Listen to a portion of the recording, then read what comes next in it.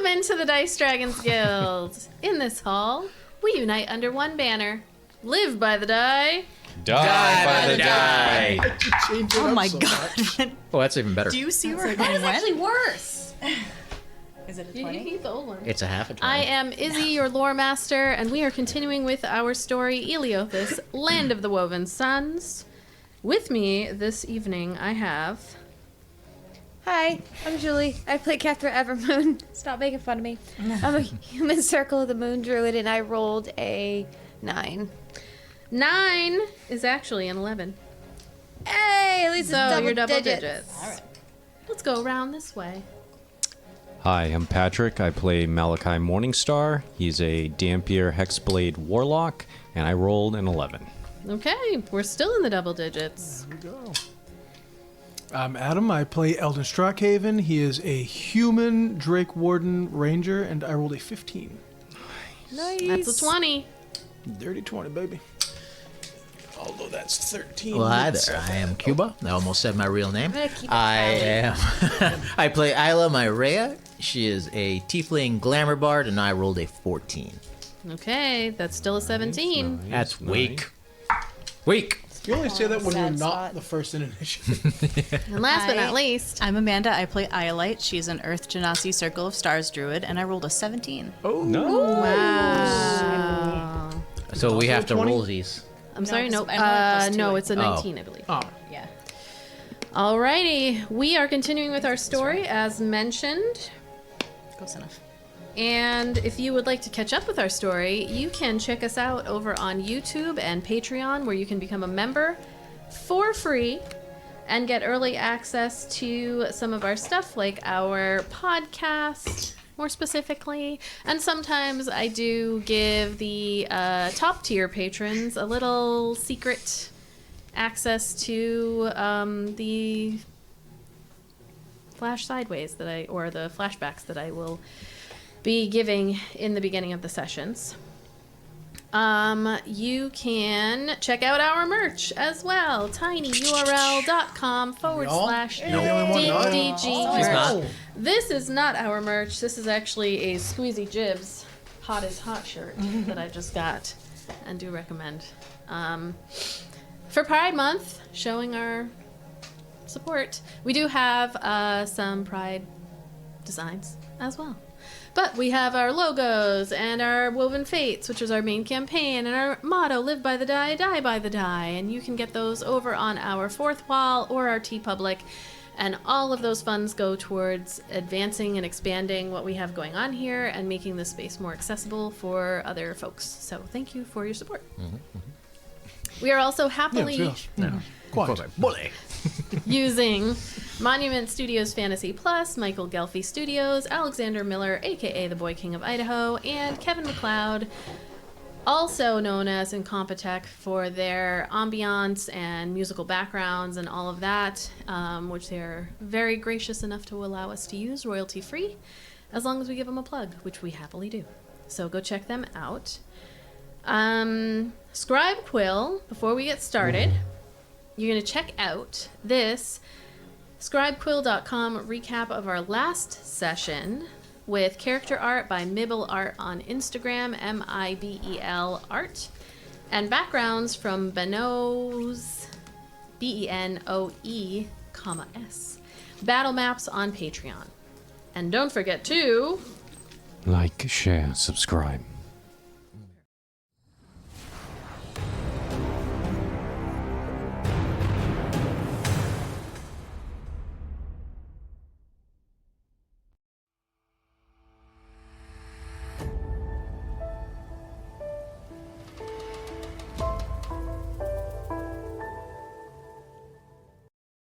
Last session, the Woven Fates journey towards the Meadows began with Kethra's heavy reflections on her past in her hometown of Squall's End and the unsettling prophecies of Rakus Fele. Her unease deepened when the party discovered a blackened, rotted corpse near the road, emanating a sickly sweet smell. Investigation by Kai and Eldon confirmed it was the same corrupting rot they had encountered before, with a trail leading north and evidence suggesting 2 others had been infected and were potentially on the road south towards Rilsk. Seeking answers, Kai communicated with the deceased, who spoke of serving Moanda, the father of corruption, and spreading his putrid bloom across Eleothis. Attempts to burn the body proved futile, the magical rot consuming the flames. Later, at their evening camp, the Astrim's End member, Yuri, delivered a surprising letter from an old friend, interplanar traveler Daniel Wormhart. The letter congratulated them on defeating Shibaz, shared cryptic visions of their future, a shadowed figure on a throne, a bedridden woman consumed by rot, Iolite's celestial explosion, and 2 dragons in a sky dance, and bestowed gifts, a magical collar for Theratrix, a flight-granting gemstone for Nyx, and exotic breads. The party then shared their findings about the rot with Maury and Astrim's End, who agreed to warn his contacts. As night fell, Ayla conjured a protective tiny hut. Eldon, on watch with Fernley, shared an awkward but informative exchange. Inside the hut, Desda and Iolite spoke quietly, Desi admitting that while her initial presence sparked memories, being near her also seems to be easing his panic attacks and nightmares of the night he lost his parents. The fragile peace shattered when Eldon sensed a rumbling in the ground. Not a burrowing worm, but an approaching stampede. Massive Styracosaurus dinosaurs thundered towards their camp. In the ensuing chaos, Eldon unleashed a torrent of fire to divert the beasts, while Fernley and Droppel erected ice walls, one real, one illusory. Ayla successfully slowed several dinosaurs, and Kai magically lifted himself, Kethra, and Iolite into the air, allowing them opportunity to aid in the fight without being battered. Tragically, Bergafash of Asterim's End was trampled to death. Eldon, after being dragged by a dinosaur, managed to leap onto Theratrix. Iolite's attempt to bolster her allies with magic had mixed results, empowering Fernley's defense, but causing distress to Maury and Droppel. Kethra conjured a swirling maelstrom, further disrupting the stampede. As the last dinosaurs retreated, leaving a devastated camp and Bergafash's lifeless body, Julep of Astrim's End erupted in a grief-stricken, rage-fueled scream, her form blurring uncontrollably as wild magic surged with unpredictability in her wake.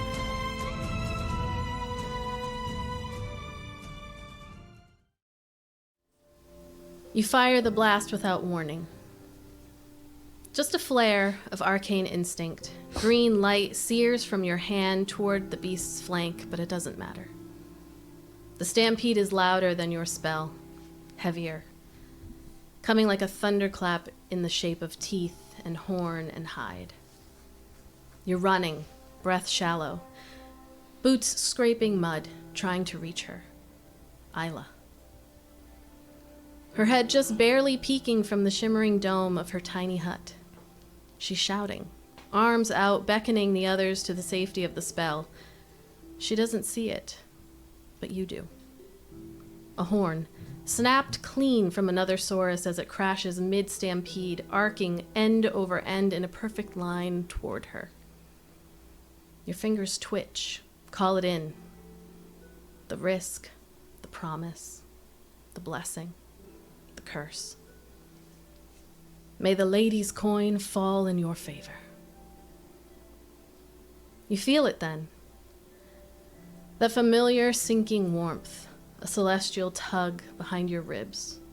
You've played the game too many times not to know. This isn't your luck anymore.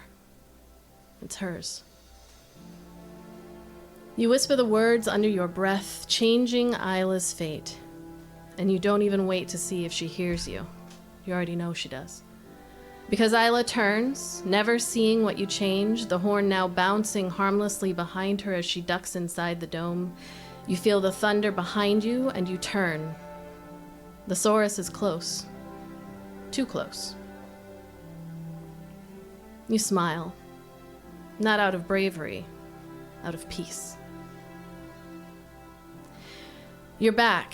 Back at that first card table in Balmore, 15 years old. A mouth full of swagger and pockets full of nothing. Cards sliding between fingers like rainwater on glass. The other players had nothing on you. Not even the house. You grin, rake in the gold, kiss the symbol of Timora hanging around your neck like a totem. And next, you're grinning, tipsy, pulling a friend, Jasek, from a back alley where he's gotten himself knifed over a bluff too bold. He always wanted to be like you. That's what he said. That's what he kept saying, right up until he owed his life to the wrong kind of people. Let me help, you prayed. Just this once, Lady Luck. I'll pay it back. I swear I'll pay. You hadn't expected an answer, but you got her. Riolin, wings of coin-colored light, voice like silk in smoke. You'll play for more than gold now, she had said. Sometimes you'll give luck, sometimes you'll steal it, and someday you'll pay the house back. And you had grinned. You always did. As long as I win the next round, you said. She touched your chest. Fire and fortune burrowed in, and everything changed. You won back Jasek's debt that very night. You left him with a clean slate and 2 pouches full of coin. You never saw him again. But your hands glowed when they rolled dice. The world shimmered when you lied. Luck bent. Not always in your favor, but it bent. Then you're in the jungle. Takeo's hanging upside down in a pit trap, tail twitching in panic. You cut him loose, didn't even hesitate. You weren't looking for a team, but a quick tale spun to Maury about Lady Luck's favor had won you a spot with a new kind of family. You're in, if you want it, he said. We could use someone with your odds. You joined Astrom's End, not because you believed in it, but because you'd already rolled the dice. You always knew you'd run out, and you did it on a good hand. Another blast looses from your hand directly between the eyes of the panicked beast. If it even feels it, there's no stopping its charge. Above the chaos, just for you, a silver coin spins through the air.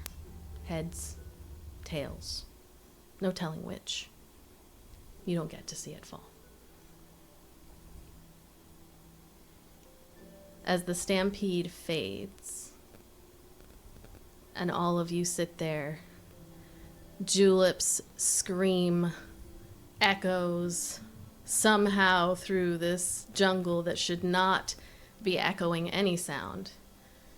Her body blurs, and this wild magic that courses through her, waiting to be let loose, begins to swirl a kind of storm of wind around her, and she screams to a point where there are no breaths being taken, and you're not entirely sure how she is keeping up the scream. But this halfling who has been difficult to deal with and is always sitting with anger and a wall up between you and her, is on her knees looking at the body of Burgerface, who has been stomped into the ground. And she is just wailing. The wind starts to pick up, and almost like one of Fernilly's storm spells, the air is whipping around her. I need everybody to make a we're gonna go with a strength saving throw, because you are trying to keep yourself from being either pushed back in the air, I'm with you on that one.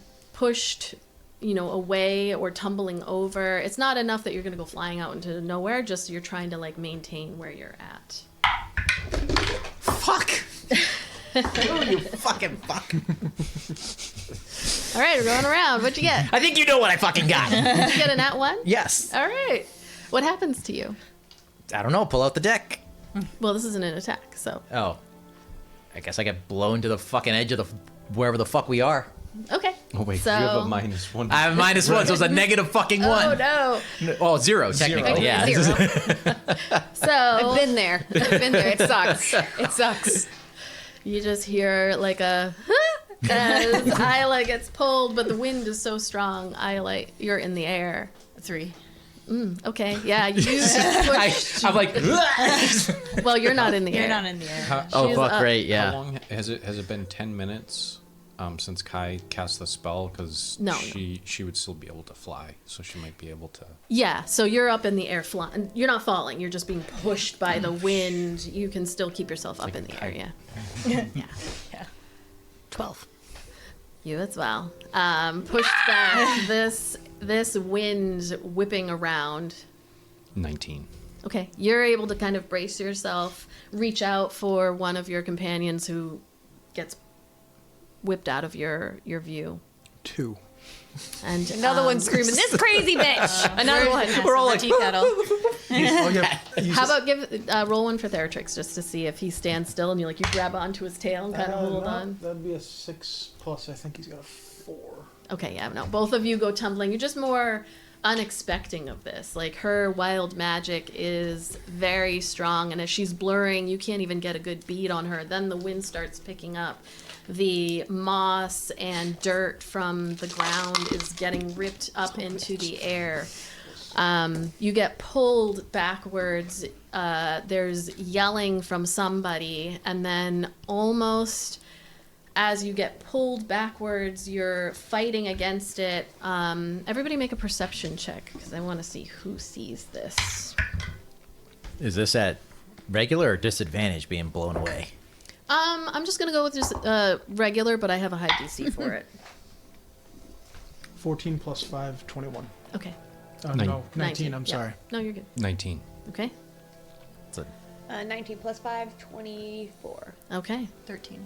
All right. 20. Everybody but Iolite.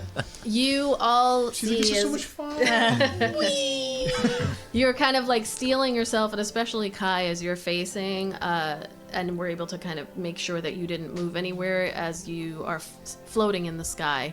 You see suddenly, almost like come up from the ground underneath Julep and then wrap around her in an embrace Desi.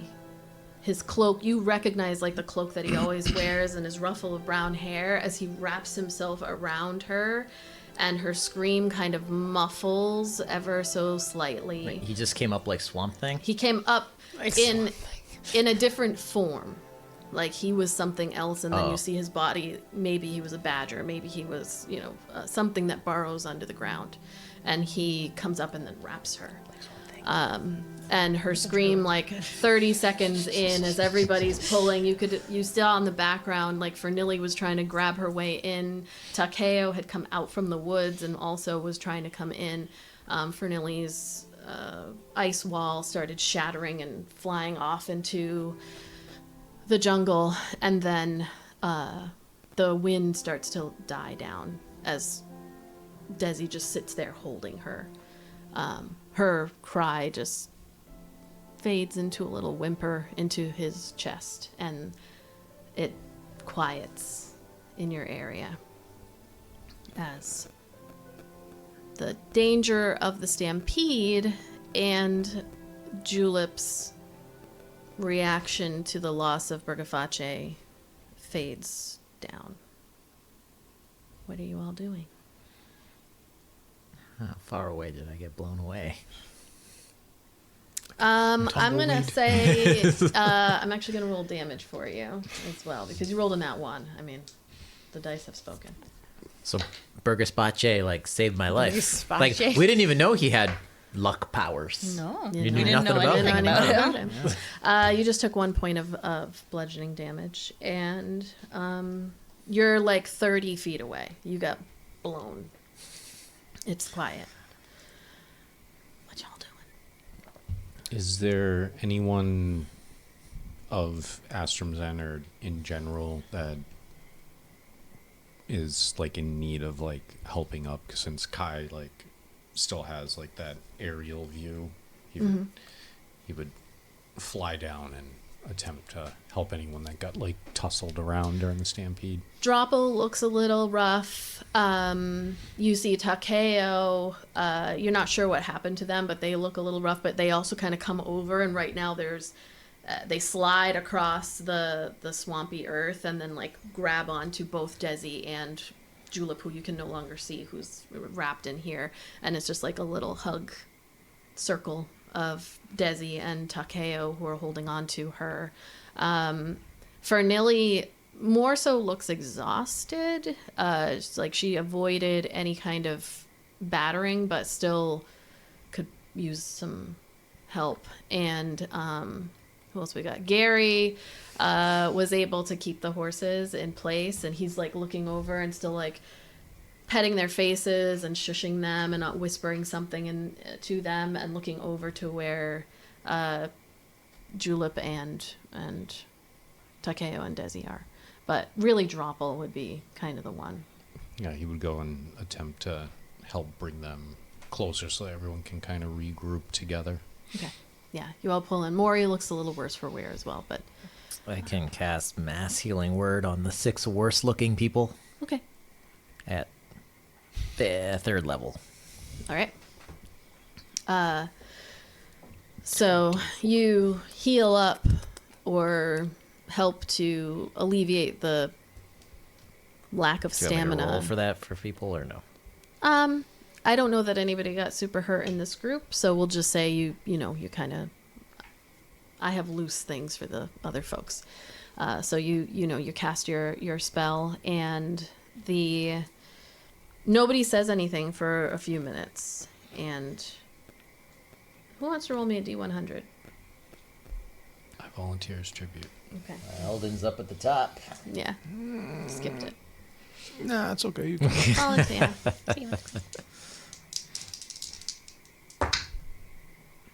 33. Okay. You don't see Yuri. As you look around, you clock everybody but Yuri in this particular instance. Does anyone have eyes on Yuri? He didn't get blown into like a different dimension, did he?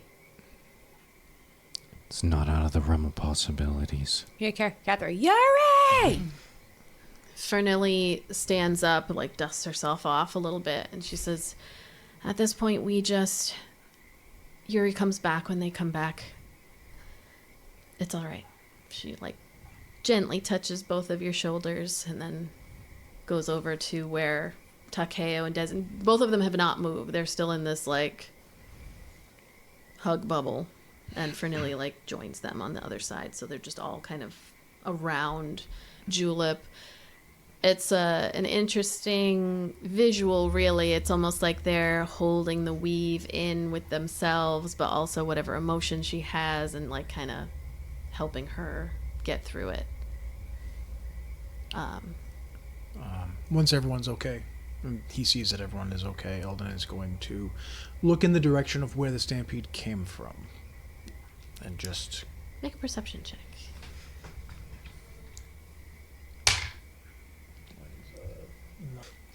Okay. 14. You stop momentarily. There's some noises happening in the space that you're in between there's whispering happening in this little group now that you're trying to block out, but at the same time it's a very raw situation. So Yeah, you don't want to probably listen, still but ringing from all the...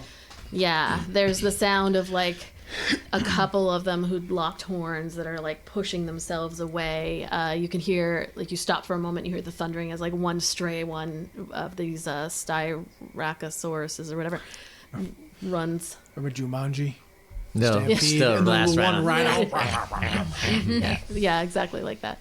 You don't hear anything. You don't hear what they were running from, but you also know that it's either big somethings Or a lot of little somethings. Either way, from your experience being here, if you don't move, you're in their way. And either whatever this is, that is likely, and it could have been that they just got spooked and ran. I mean, but there's a chance you'd be taking by staying in that if whatever was chasing them does come, they've got a couple. There's probably like 4 or 5 of them that didn't quite make it. But you're also tinier and lizard-like creatures are not necessarily opposed to just taking you out, even if there's plenty of food all around. So We may want to move, and soon. We call these thorn crests. And they don't just run for no reason. Oh no, that wasn't a hobby of theirs. No, we want to move, and most likely very, very soon. But the hut, I can't move it. You You can't also- just dismiss it, or I can, no but way? I'm going to write that down so I remember. I can't cast another one. All right. Everyone should start collecting their things. We'll need to move camp. Maury, again, like wiping some muck off of his knees and legs. If we didn't have the horses, I would say we could all try to cram into your force field, but we need the carts and we need the horses. Like, Well, I don't know where we're going, so lead the way. We follow the trail. Some people should probably keep an eye out. Wait, we want to follow those things? No, the the trail, road. the road that The we're road. on. Oh, okay. it'll be slow going in the dark. But I agree. Unfortunately, it's not the best circumstances. What worse things are out here if we are going to be traveling in the dark? Just about everything out here can kill you. Naturally. I'm ready to go home. I've seen things out here that could swallow that carriage whole. You can stop now. Just trying to... I don't need to hear it. We need to move. I understand that. I need no more descriptions of anything else. Maury looks to your group specifically and says, I'm going to do the best I can, but I need to take care of this situation. Feel free, pack up. Gary can help. Oh. And he goes over to his group and kneels down behind, we'll say Desi and Takeo, and just wraps his arms. And you can tell he's whispering to the group as your situation gets a little bit more dire in terms of timing. I am going to go to the tree line from the direction that they came. And whatever tree would be like at the edge of the path that like didn't get knocked over from the stampede or whatever, I'm just going to cast a glyph of warding on it so that when something comes by, it'll explode and be our first warning. Explode with what? I'm not putting a spell into it. I'm just using it as like a tripwire. Okay. So it just makes a noise and... I mean, it will cause. Let's see. It'll cause an explosion. It'll that does cause an damage. explosion. Okay. Like, That's fine. I think it has to make a Dex 17 or take.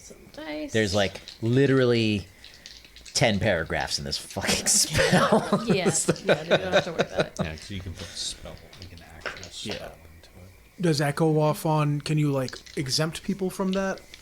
Like, if I were to go over to it, by the way, would it, like, set it off? Unless I exempt you, yes. But I figure nobody's going in the direction that they came from. Eldon isn't gonna cross it, but he's gonna stand in front of that area and just keep watch. Okay. I mean, it's got a 10-foot range. Well, Okay. 10-foot diameter. I just want to make sure Yeah, I'm not you like... can avoid it. It's like a claymore that I'm gonna trip and fucking explode my face. Yeah.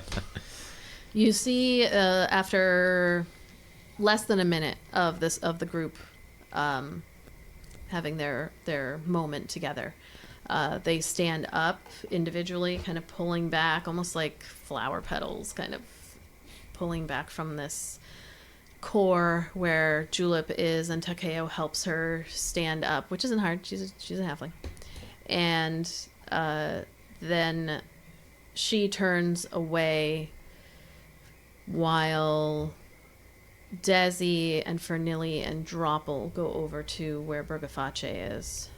One of them calls out to Gary. Gary grabs like a fabric, and then they go over and start wrapping up the remains of Burgaface in this. And At least it's not like they have to like scoop them up in a jar or something. Yeah, like that. right. Luckily it's a swamp, so he kind of like got battered down, so they can like kind of like, using variety of magic can lift him up a bit. But so we're like smarter, not harder. He's already in the ground, just kind of Just cover kick it him over. off. Just kick over some mud. Like take that hand and Everybody like helps pack up, and Julep is very quiet. Takeo's is just as quiet as they always are, and the whole group you start heading down the road. All right, so we're back in the carriage. You're back in the carriages, yes. Can we see the road from the carriage in the dock like that? No, but you're not that far from it. Like you can No, get, I'm saying you like know. on being on the road. I mean, like do we have lanterns and stuff. Like how pitch black? Well, it depends on you. Are you Okay. guys lighting your way? Kai will also volunteer to go forward because he can see, like, normal in the darkness. Yeah, I was gonna say Eldon would take a torch and walk ahead too. Okay, yeah, because the horses are going to need help. Can you see farther if you have more light, like with your dark I can vision? see, I think it's 150 or 200 feet in pure darkness. It's like it's normal light. Does that extend if you're in light though? No. I don't think a torch is lights more than like 30 feet. So I can yeah, already see yeah. 150. Yeah. Well, for the rest of us. Eldon, I'm going to have you make another perception check. And this is a very important. Oh no! No pressure. Oh, don't. Why did you up. have to say that? Now it's. I'm gonna roll really low. We're all gonna be really mad at you. 17. You said perception? Yeah. 17 plus 5. Okay. 22. stay out of the tall grass. You, My heart rate is like so. as you are headed It went from, away, like, 65 to 101. as you are headed away from the site that you had just left, you feel you have a moment where you kind of like stop and let people pass ahead of you because you think you hear something behind. And you and Theratrix just kind of linger back a little bit, and you feel like you hear the little kind of chittering, little squawks almost, sounds of some kind of bipedal Thing. dinosaur that Nice. Again. hunts in packs, multiples, and you Nice. It's just compies. It's just compies. larger than that. And you, and you can choose whether or not to share, you feel like you made it out of the space that you were in kind of just in time. Eldon's gonna keep his mouth perfectly shut until we're far enough away to be like, guys, You just dodged a giant bullet. we almost just got fucked up. You travel for another hour in darkness, going slowly because your horses cannot afford to go very, very quickly. It is a precarious travel situation. I'm going to make one complication roll. Actually, you can make it. But why me? I just Because rolled. you rolled the top, but then... yeah, next is going to be Iolite, so... What am I rolling? D100. So I need this and a percentile dice. Yeah, one right there. Oh, I did pull one out. I did pull them out. Usually I don't. 33. Okay. Whoa. Second There, time just today. Don't get a 1. You just go very, very slowly and eventually end up finding another spot that Maury slows everybody down and says, very tired, you're all exhausted. You all get a point of exhaustion. That will go away tomorrow, after you have a next long rest, you find another spot to set up camp. This time, guess you don't have the dome. I could try it, but I'm out of spell slots, so we can see if it'll fail or not. You can try. Yeah, It's fuck it. totally up to you. Let's try. All right. So spells beyond spell slots. You can roll a d100. When you said that's why I was like, oh, shit, I 78. do. 78. For a minute, I was like, I don't know what I just had you roll that. Like 78. It's right in front of my face. So you sit there and you all watch as Ayla creates the dome. It is half the size as it was. So it's a 5-foot radius. So it could probably fit. Normally it would fit 9 medium creatures. Yeah, So- so probably 4 of you can make it. But it could have been a lot worse. You tap into the Eldon's weave, sleeping you all outside. watch. Somebody can choose to sleep outside. Eldon will Isla's do not going to that. volunteer, obviously. I'll sleep outside. Desi looks really disappointed, but he's just like, well, he's real tired looking. Could be the ladies and Desi. No, he's okay. He's a prince. The prince gets a bed. Do you really think Kai is gonna choose not to sleep in the dome? I'd figure Kai would just hang upside down from a tree.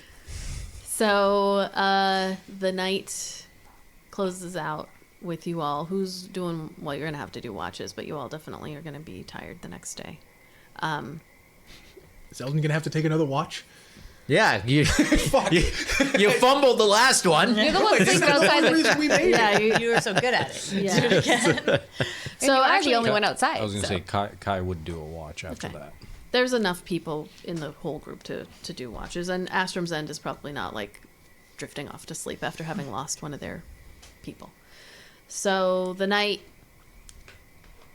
goes on, and in the morning you all wake up with a point of exhaustion. Iolite, you've got 2. And I got 2. I do. Iolite. Why do you Oh. have the first one? Anytime I do that, like, amplify other people's Oh. magic thing, I get a point of exhaustion. So the next morning is very quiet and somber. Mori comes over to your group and just kind of does the reassurance thing that a leader does, and says you'll be on your way. And at some point during the course of that day, which let me roll your weather. Perfectly clear. Are they gonna say like it's raining? It's like we make a breakfast fire. It's like A completely clear, muggy day in the shit. swamp. My little heat pack started vibrating. That's not why I bought it. I swear to God. it's getting too hot. You hear the other group, led by Gary, kind of has a little moment where they So sing led this. by no one. Yeah. Ooh. This Gary? song together, going out into just the jungle, the swamp. like the 7 dwarves. They just No. you said they're singing a song. Yes, together. they're singing a Yeah. somber song together, having lost a person in their group. Weirdest Hi ho, hi ho. It's No. like a sad version. Okay. It's like one of like So a low, it's the Misty Mountain song of the dwarves sing. then. yeah, like Okay. but not that. Just yes. Odd analogies that you come up with every session. I don't know how you do it. You consistently make the absolute worst analogies, and your record is perfect at it. You don't It's want to be in impressive. my head. It's impressive.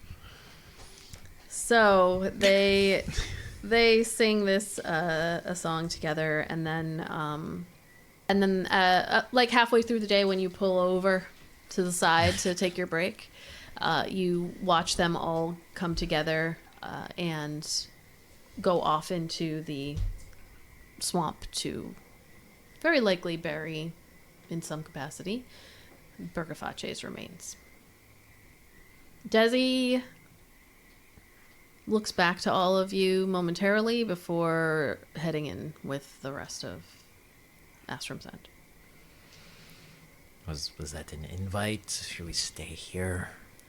I think it's only right to pay our respects. They did give their life trying to save us. Okay. You're gonna join? Okay. Let's see.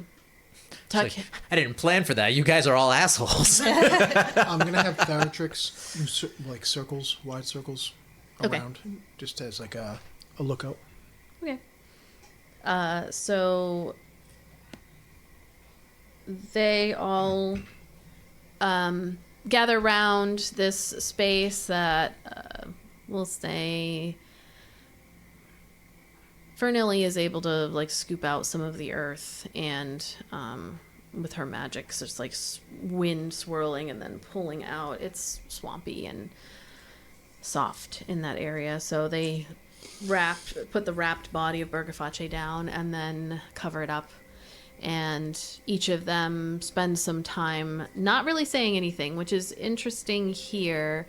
They had a lot to say with Zix, but it's almost like this one is more of a quiet reflection and remembrance without words, really.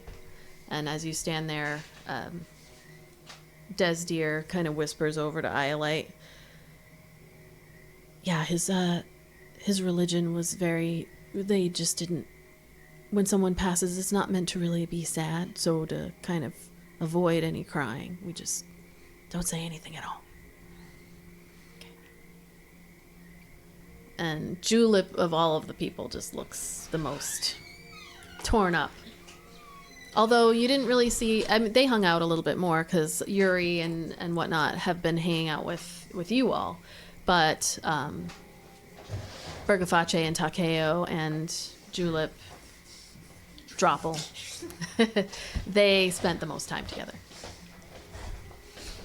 Yuri is there, by the way, with you all, again. Looking very sad. Smoking a little something. Oh, they He's just always burning the popped good out of stuff. nowhere. Well, they were there when you woke up. Or at some point between when you woke up and when this happened. Mori comes over to your group. I'm saddened to have this happen so early on in our travels, but we're not even at the Meadows yet. I do want to just steel yourselves. This is what we're in for. How deep into these meadows are we going? Quite deep. Okay. Are there safe towns along the way, or? Safe is not the word I would use. Okay. We'll be ready.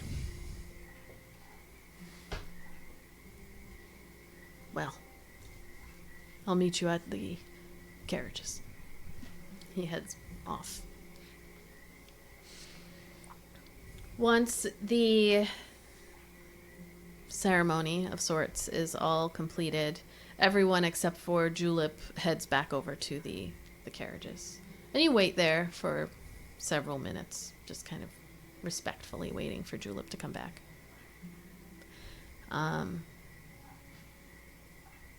Any conversations or scenes?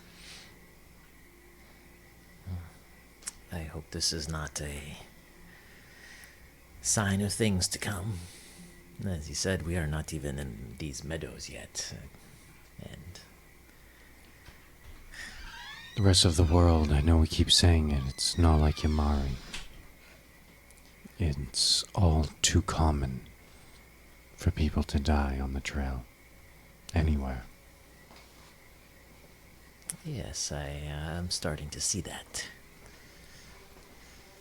I guess eyes out. Stay alert. Eventually, Julep comes back to the group. Quieter than normal. And you continue heading northwards. The days pass. You head northwards until eventually you find yourself approaching this collection of timber-framed buildings. There are lean-to stalls and kind of rattling docks.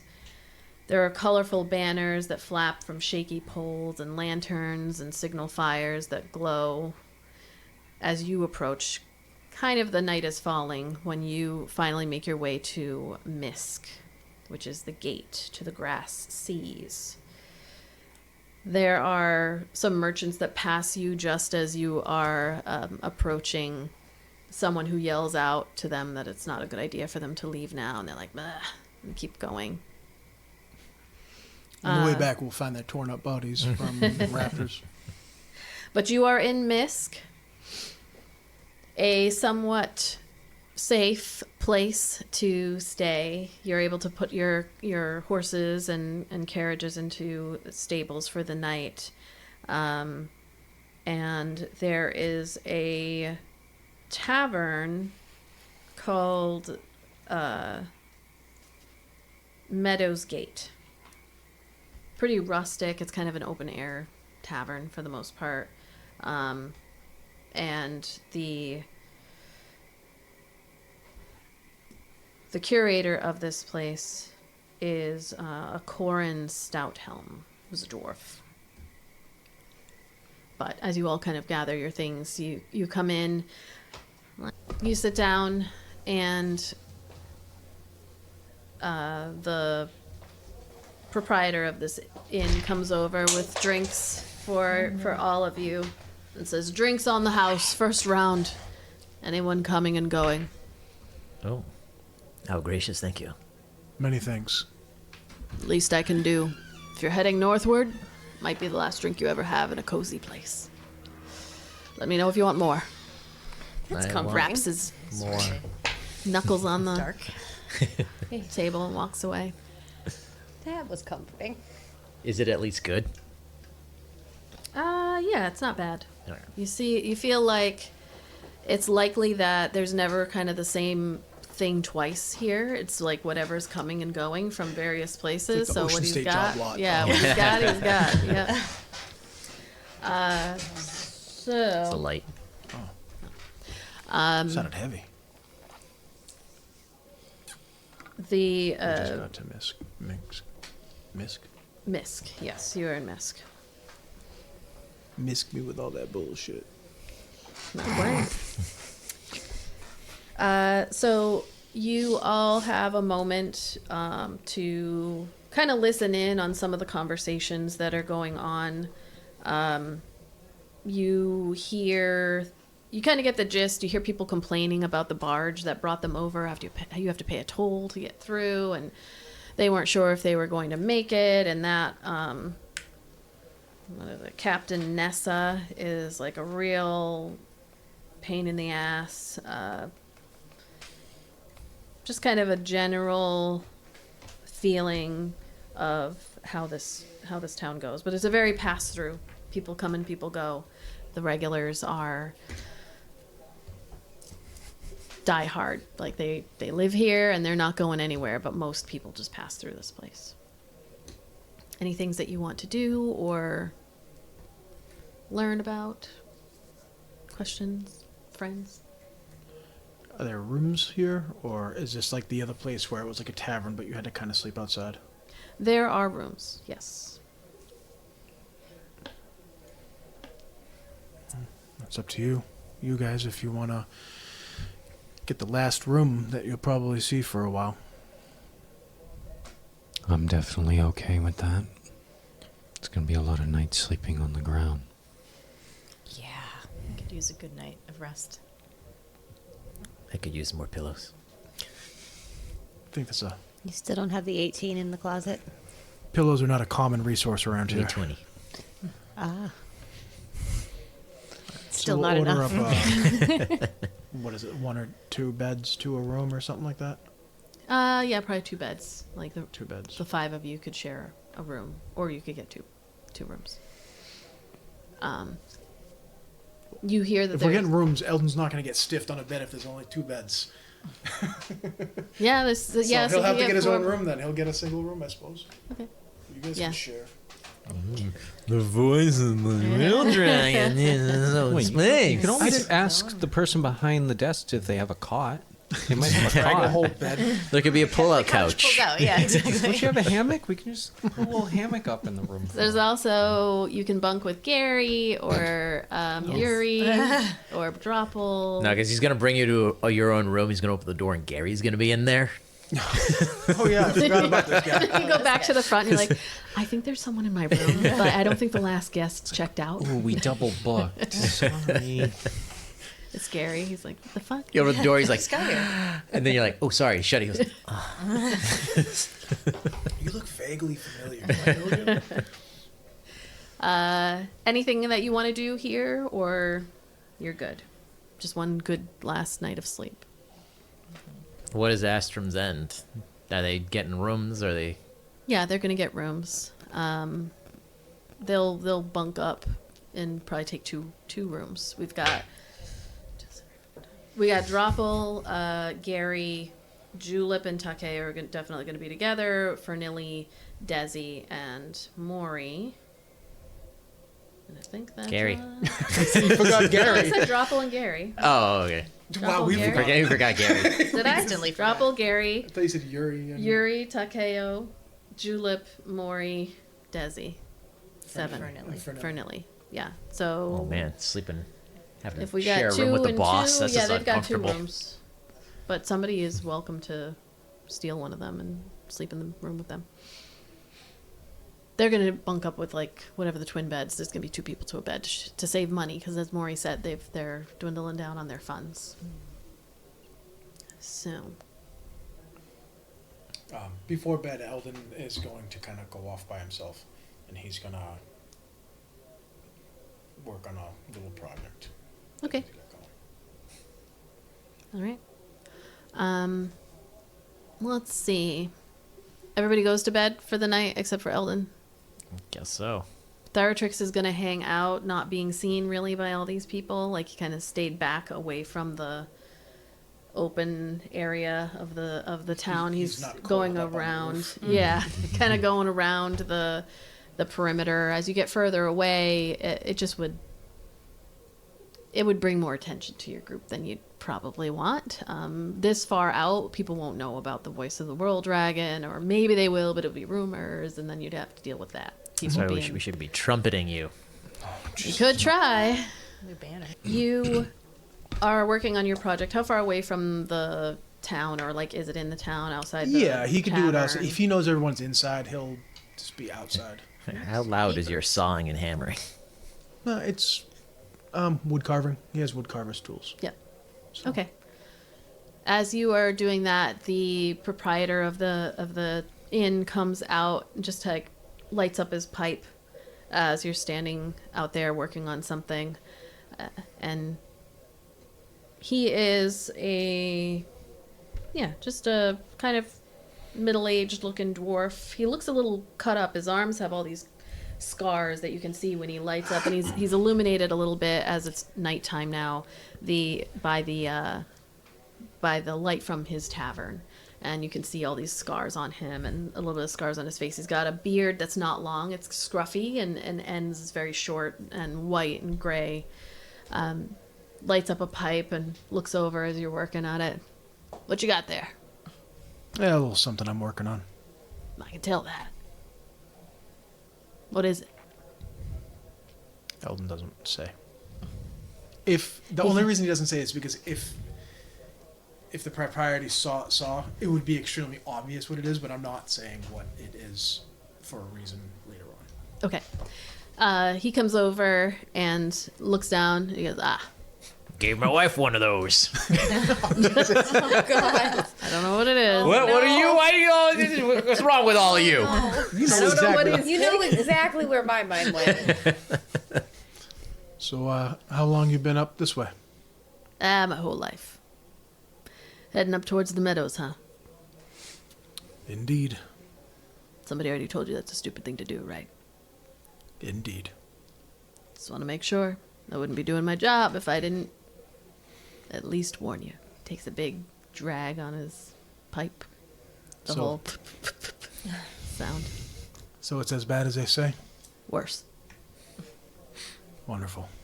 Far worse. Never been, huh? First time. First time. Well, wear some protection. You're gonna need it. Will do. Looks up at the room while his crew is staying. You had to have experienced some good stuff in order to get this far, though. Tell me something. And just worked our way through a giant stampede. How'd that work out for you? We lost somebody.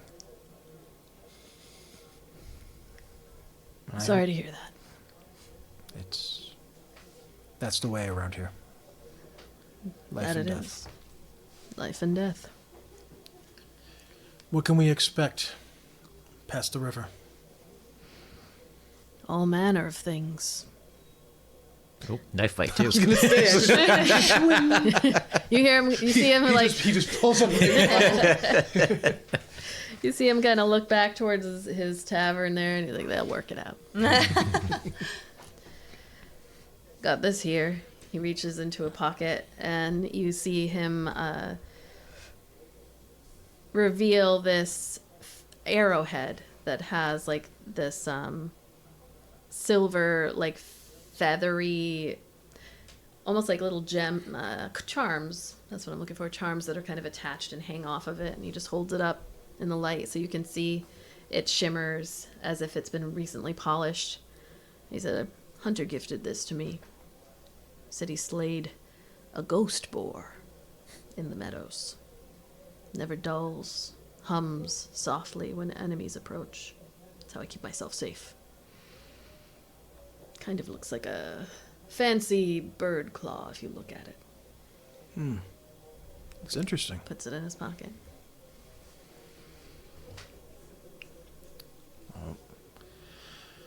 I hope that we can work our way north and not lose anyone else, but Unlikely. it sounds it. So, well, just like, good night. I'll give you a deal on the room if you've got any trinkets from your travels that you want to drop off my way. Like this, I've got this pair of dragon's tooth earrings. Got a mouthful of those. And what do those do? Gives me a little glimpse of draconic dream memories in dreams. I wore it once, and now I just dream of mutton all the time. Mutton. Yeah. As Eldon rifles through his pack, looking for stuff that I don't think I have. He's not talking to Ayla. It's like, would you like to be famous? Have a potion that'll make you famous. This right here, he pulls out a little tiny glass jar. God, these guys got a bunch of stuff. A little tiny glass jar, and he holds it up, and you can tell that it's like blue sand inside of it. He turns it, and you watch the sand go back and forth. And he says, this was harvested from the whispers of ancient dunes. If you sprinkle it, you'll hear the desert's secrets. But when I did it, I heard nothing. I don't know why I'm picturing this dude in like a gi, and he's like one of those old masters that just reaches into the really long sleeve part and just pulls something out like every time. By any chance, do you enjoy yourself a reverie stick?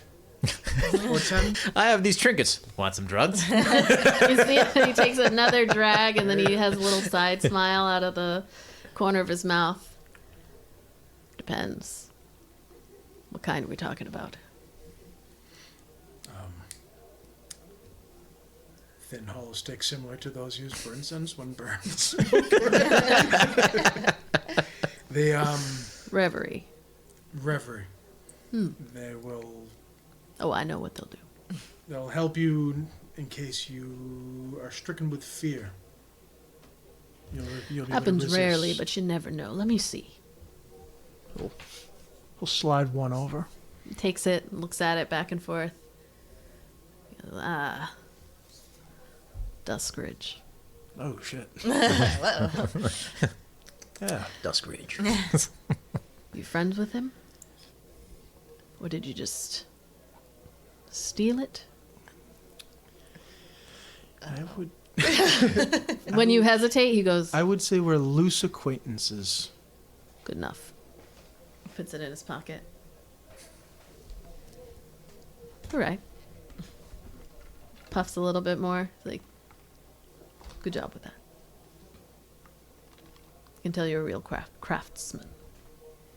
Thanks. Good with your hands. Slaps you on the shoulder. Okay. Okay, now he's hitting on Eldon. I'll give you one room for free for this reverie stick. And I won't tell anyone where you got it. Done. Turns around and heads back into... I actually don't know what I just traded for because I lost track. You traded drugs for free room. You got a free room. Oh, free room. I thought you said rune. I was Oh, like, no, what no, the fuck, a rune? Yeah, fuck it. Since this is like we're almost like, because I got spooked now from trampling, and the dude said this is like the last nice place. What's the most attractive being in this bar? Him. Him. Here we go. Him. It's gonna be the proprietor, the dwarf. Isla's picking out her mount for the night. Yeah, I mean, if we're her mount. if for we're the not night, gonna yeah. be in civilization, It's gonna be a little and while. it's She's gotta get just- that itch scratched, you know. So You how don't about find this? anybody at Astrom's End. No one's got. No You one's really blue will or be green, carving you know out what of I wood mean? yourself. Carving something. I'm going to go around the table, and all of you are going to tell me something about this person. And whatever you say is going to be the reality of this person. We're going to build this person together. So, I have the right to reject this person. Just What? like, you well, know. it's the most attractive person. Oh, okay. So that's what we're starting with. Is the most attractive person in this bar is They have one arm. not a deal breaker. You don't know what they can do with that arm, so. okay. They are extremely tall, like taller than a tall person. That's what The I'll pole. say. Like I don't know 7. why that got me off guard. They're extremely tall. Taller than a tall person. 7 feet tall. Okay, we'll go with. And to break of Isla's only cool-toned individuals, we're gonna make them orange. Oh, shit. Orange. So okay. if they're orange, then what are they? They can be anything. That Part you know. goblin. That's a big fucking goblin. Half goblin. Or a it could 7 be foot tall half goblin. hobgoblin. Hobgoblins There we are, go. are Hobgoblin. Yeah, Okay. but they're gross. This Like one's half not. This is hobgoblin. like We're This is a literally nasty- making, the GQ hobgoblin. This we're is a making nasty the place, though. most attractive person in the bar. So, Sometimes two ugly parents make like a really hot person. Yeah. So I think this is one of those times where it was just like the best of the hobgoblins. And got half of that. Is it half hobgoblin? I don't know. That was her We- criteria. Half, yes. half hobgoblin. Okay. That way we can. There's room for everybody to put other things. Maybe in there. the other half is like It doesn't grow arms back, apparently. what's the big Hobgoblin with stone. Grog? Oh, Goliath. Goliath. So it's like Part Goliath. buff. There we go. Okay. Half Very goblin. buff. And what's their name? Oh yeah, I thought whoever wants to. No, I vote. can't. I Just can't. I call can't them partake buff. in this. Just call him Buff. I think it goes back Buff? to you. All right, the I name say of we the just keep buff. going around. We're building this person up. Web town? Sure. Buff. Do we have pronouns? You want to choose pronouns? No, It. Okay. Buff calls himself it. Okay. Buff calls calls him- himself it. So Buff, he. Buff him, refers to themselves in the third Themselves as person. it. Okay, so they, them, it. Oh, can they call themselves like the buff? The buff. Okay. Are we? Or Our the default is always the boulder. We always come back to the boulder every goddamn time. Hey, I left this all to you too. It does feel vaguely. This is what Alright. happens when you get all of our minds mixed. Since we had one more here, we'll just do one more for each. So, another fact about this person.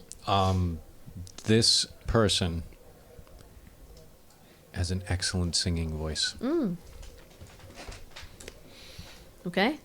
Excellent sing. That's what attracts. Besides the height and the bright orange color, and the muscles. The singing is what attracts you They're to so them. big. They got that like real bassy like. I thought you were gonna go for like baritone, falsetto. Like that resonance in their chest. Straight like, up Bee Gees. Yeah. Straight up Bee Gees.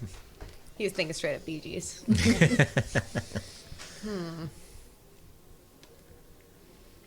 I'm gonna be They nice. wear. Oh, go ahead. No, you don't have to be I'm gonna nice. be nice. Be mean. I was trying to be nice. I didn't want Ayla to wake up the next morning to a coyote ugly. She makes rational decisions. He already chewed his own arm off. Remember, he's only got one. Oh my god, that's right. That's true. Poor bastard. Which means he slept with somebody uglier than him. What?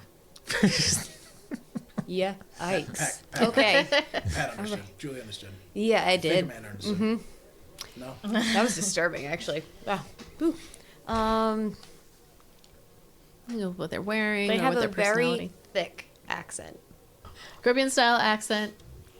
He's wearing like a low cut, flowy blouse and has Very some nice. chest hair. So they got I style. want to go around They again got now. style. Keep going. We spend the entire session making this one person she's going to go upstairs with. Or try to. She's got to seduce the Goliath goblin. Oh, please. Like, that's going to be difficult. Hey, They you come might to not me. be their type. So She's everyone's type. go ahead and make your persuasion check, right? I don't know. Towards Want to have buff. like multiple personality The buff. syndrome and shit.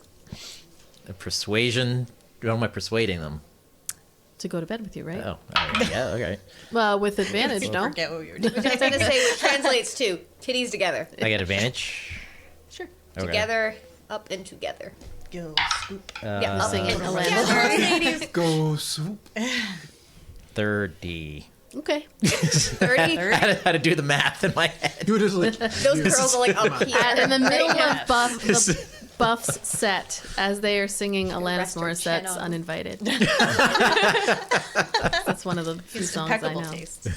Now, the real question is, Ayla going to the buff's room, or is she gonna do the like scrunchie on the doorknob so that is? And the rest of us are, like, sleeping gonna in a be stable. Like, oh, what the hell? Like, What the hell, Beyonce? Does the buff even have a room? What the hell? The buff room might be outside. Yeah, I think it all depends on what the buffs. Financial situation. They got a And I room. was going to say buff has a accommodations room. are. He's got Does the buff have any companions in the room?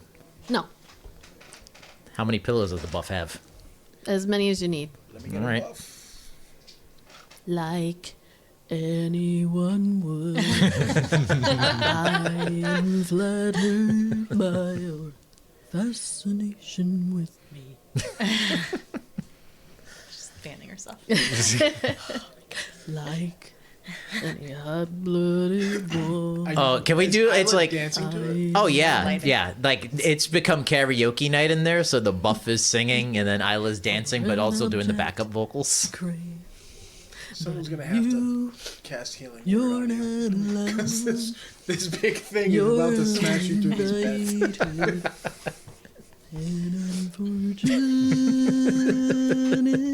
Whose room is the buff's room a joint? Like, is it like theirs? Whoever you want. Tell me. right. It's going to be Kai and Kethra. The headboard to headboard, it's Desi on the other side.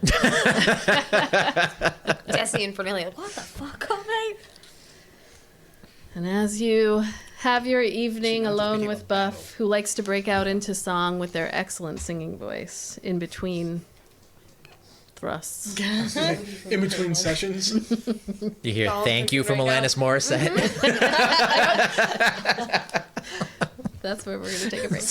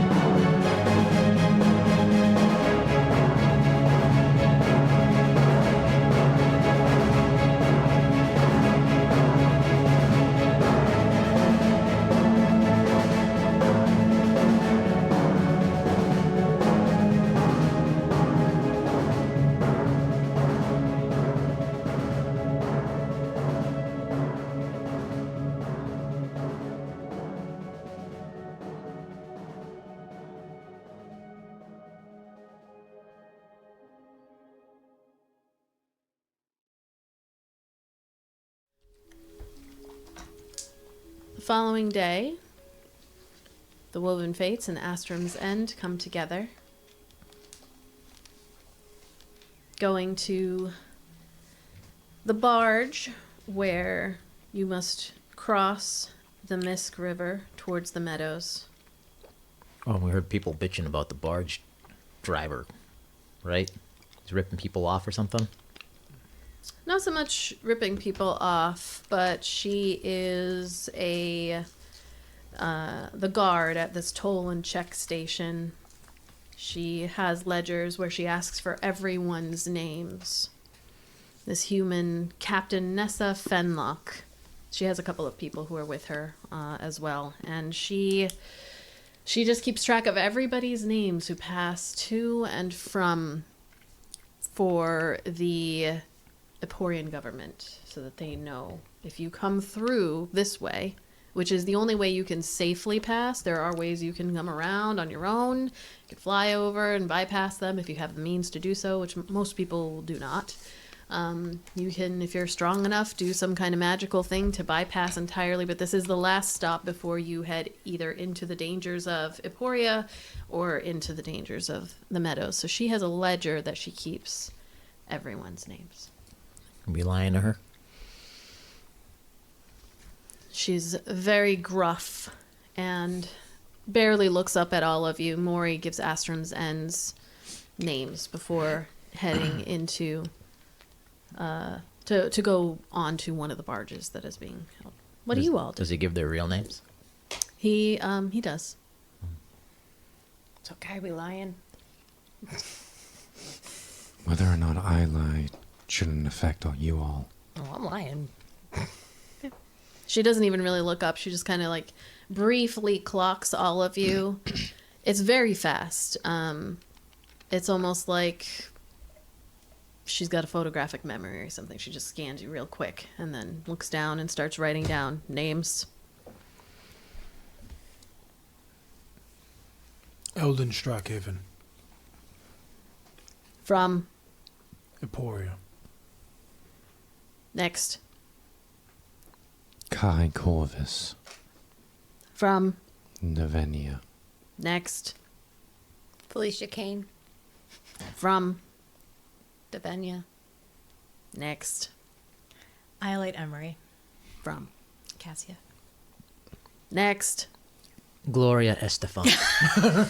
From Conga, no, control yourself. Where she said she was from? Cassia. Cassia.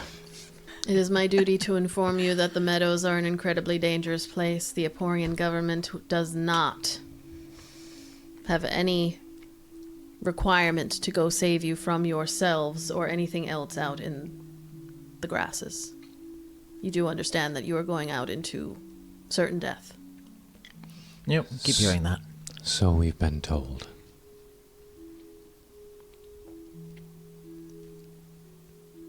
Good luck.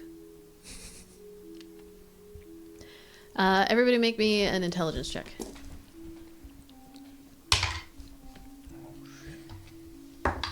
Does everyone have exhaustion? No, it's this been day, days. or is it gone? Okay. I rolled high enough that you all didn't have any incidents on the way, so it's been days, yeah. Anybody higher than a 14? Yep. Yes. 19. 18. Nice. Okay. That's like 18 that's like also. the only high intelligence roll I think I've ever pulled. Same. 6. All right. 2. As you're kind of chatting, You can hang out at the bottom. as you're chatting back and forth, you realize she's got a ledger. She's got a ledger of people, ledger of names.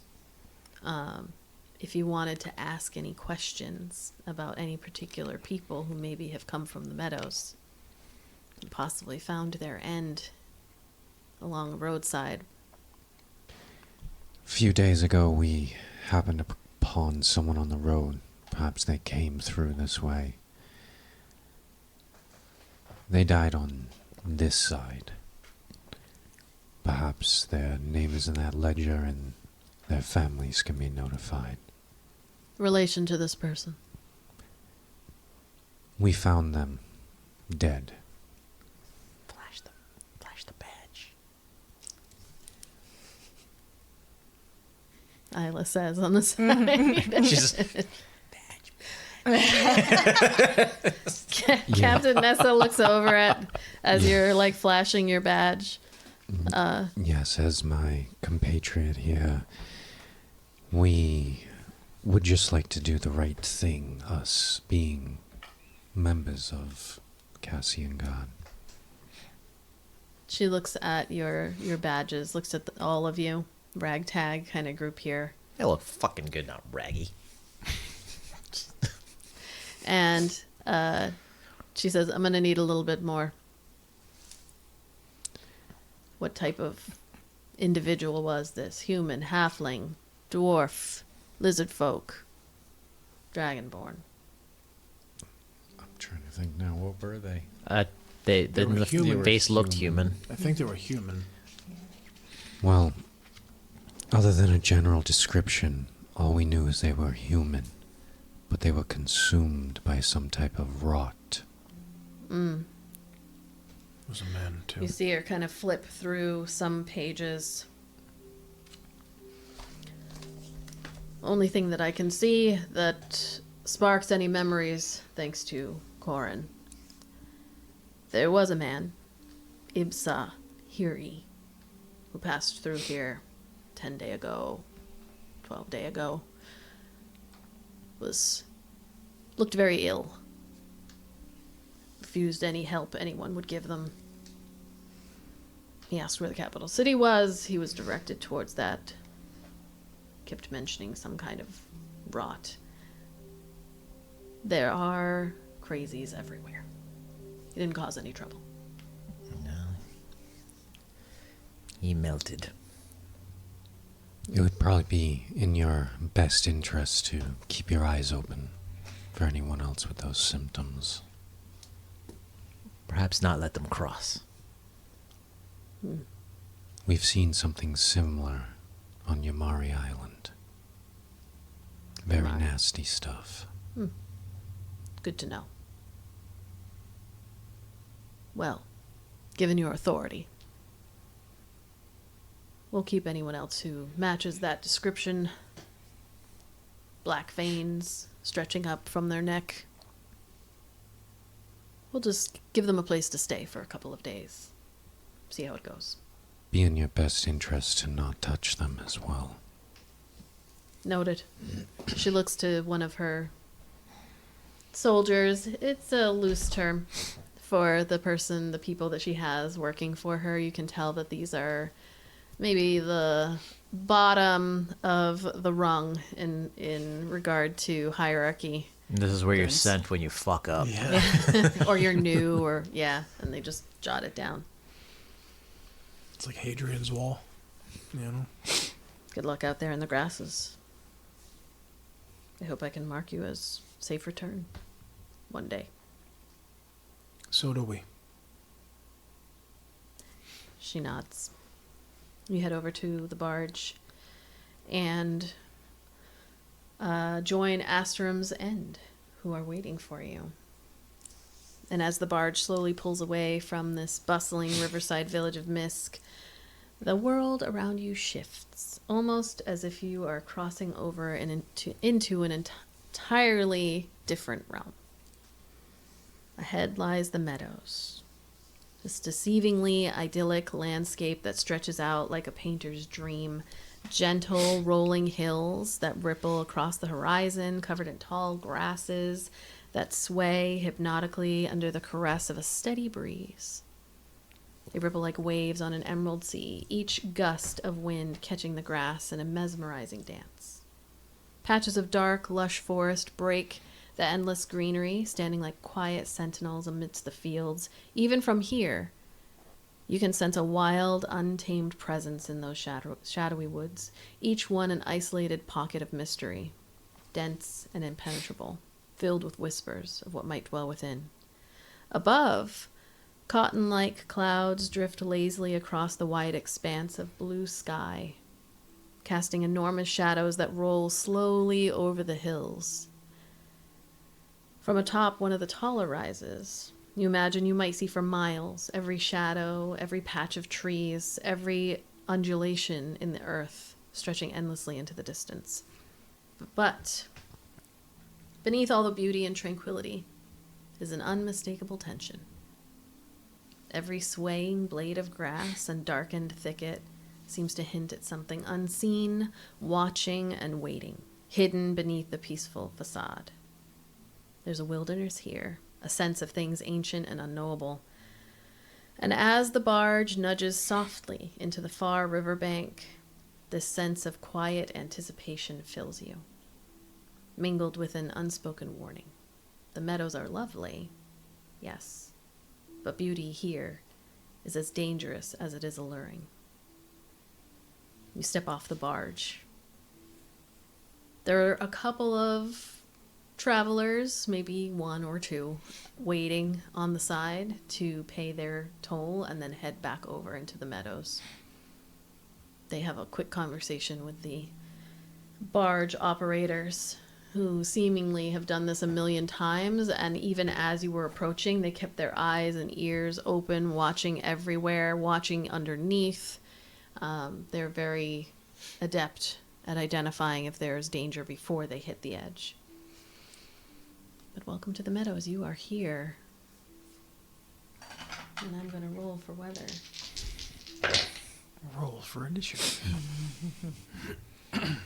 As you step over, it starts to drizzle lightly.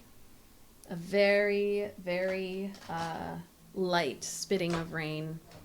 There's no breeze other than a very, very light one that you can kind of see off in the distance. It's not quite hitting you here. And it's a clear day. There's no breeze, and yet the grass is still moving. Some parts of the grass.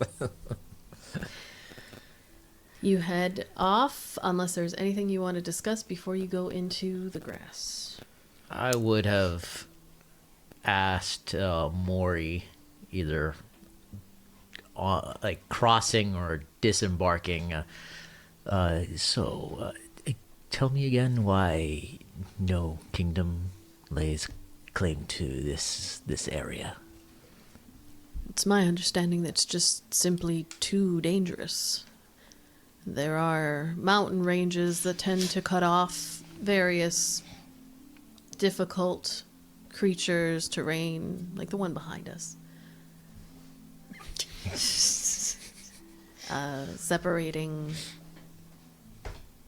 a prana from the meadows, and even Roti has a large lake that seems to provide it some shelter. They just haven't come out this way yet. It's difficult to lay claim to an area so wild.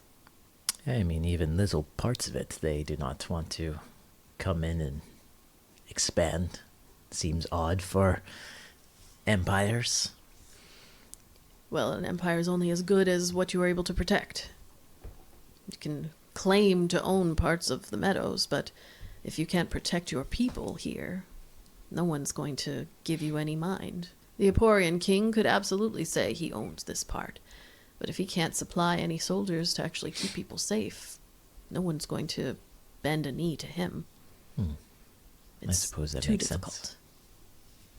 And especially now with the Emporian and Nepranan hierarchies battling. They don't have enough resources to be defending this patch of land. And for what, really? There has to be a reason to expand. Resources, people. Are these lands not full of resources? Unclear. No one has laid claim. There are little patches, little villages that spring up with people who feel strong enough to protect themselves or think that they can just slip under the radar. There's plenty here for creatures to fight and prey upon. But no kingdoms claim. This stretch of hundreds and hundreds of miles. Sounds scarily liberating. It's also my understanding that there is a stretch somewhere to the northwest where gravity has been impacted in some way. Don't recall if it's too strong or not enough, but thank the siblings for that. Are we going there? No. Oh, It will not be in our direction. that's unfortunate. No, it's not. The last thing you Would have want to been do fun. is be battling some kind of creature that has acclimated itself to heavily or not so heavily gravitized area, and you're walking in trying to figure that situation out, and now you've got multiple problems all at once. We want to get where we want to go as quickly as we can. The life of an adventurer, I suppose. No fun at all. Well, perhaps when you are famous, you can hire a band such as our 15, 20 people and have them bring you across the meadows so you can experience that area yourself. Perhaps one day I will tame this land for my own. If anyone can do it, it's you, Ayla.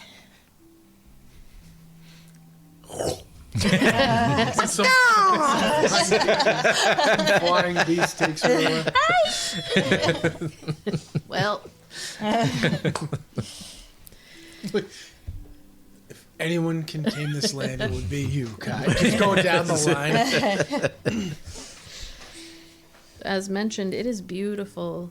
As you travel, you have to intentionally keep yourselves aware of the surroundings. There is that tension that hides beneath every gorgeous plant, flowering tree, and interesting cloud structure in the sky that cast that shadow over the fields. I'm assuming, like you said, this is obviously grassland, so like there aren't many trees. Like it'd be like one of those like endless expanse of grass, and then like that one tree kind of like in the middle, or little clumps of trees. Like Yeah, copses of trees. as I Trying to think of that described, term for that. there are pockets of trees, copses of trees that are out there. So it's kind of broken up. You can't just see forever and ever, but it's like mostly hills, and then you see little darkened areas that clearly are trees. There's rivers, there's lakes. Like this is hundreds of miles that you will be traveling. So there's a lot of variety. The grass itself, is it waist height, knee height, head height? Razor sharp. It depends on where you're Maybe at. that'd be one Valid way question. to keep it from colonizing. Is like the grass is just razor blades. Yeah, it is. It ranges depending on where you're at, but as you kind of step in, the further away you get from where the barge landed, the higher the grass gets.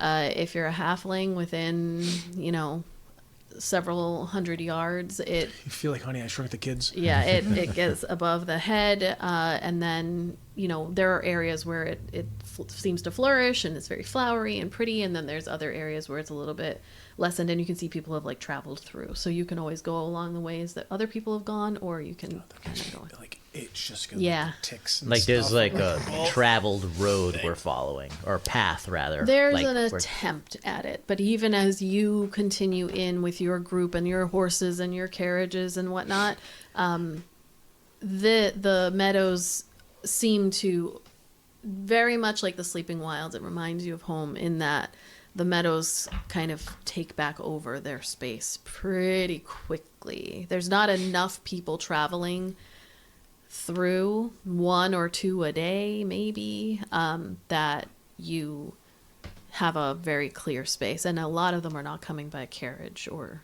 whatever, so it's slow going. Some areas the grass is down real low and you can easily traipse across, but then in those areas you're kind of slowing down to make sure nothing is lurking on the edges that's gonna come out while you're walking. So there are opportunities as you all travel together with the Astrum's End folks. One evening, Fernilli comes up to Iolite. Not to Eldon, huh? No. I guess you're a little She like. I wasn't bet you're a little impressed. broke. I guess you're a little time last She night. wasn't impressed. The suns are starting to set on this particular day. You've been traveling for days and days. And Fernelli approaches you while the campfire is getting set up and everything. And she says, so I had heard that you wanted to kind of practice your, amplification, which I think is a good idea, given I understand, new thing. But Maury let me know that you were the reason why I was able to kind of push the limits on that ice wall, which was very impressive. But I think we should give it some more practice, maybe as much as we can, daily, even. Yeah, So that would be great. if you're willing, we can start right now. Sure, I'm not doing anything else. Ayla's walking by behind her. Is just eating some berries and gives you a Do you want me to do something? like good, like if you want me to do something, look. She's just like, Keeps walking. Do you try to do that without Fernelli noticing your...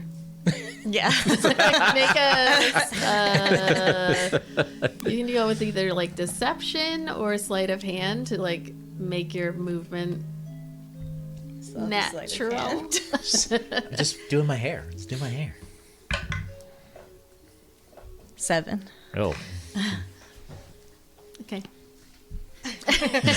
She saw everything. Fernelli looks at you, and then she turns back around and looks at you, Ayla. Oh, she's turned Looking at around. the She's just birds. like, Bird watching. Okay. And then she looks back at you, Iolite, and she tilts her head a little bit and smiles. And she says, I feel like we should kind of air things out. Air what out? Well, I understand that you and Des dear have been really good friends for a long time. And I just want you to know that I am in no way trying to get in between that. I'm staying in my own lane. And I don't want you to feel any kind of way about Des and me. So. Oh, I don't feel any kind of way. But what's your lane? What lane are you talking about? Well, I'm not his best friend, which he, very, very often expresses that that's your lane. I'm more of, emotional support in a different kind of way. We've become very close, and Yeah, you have. Sorry. Sorry, I had to. I haven't all session. I've been good. Sorry. and when he reaches out and needs a little something extra, I'm there.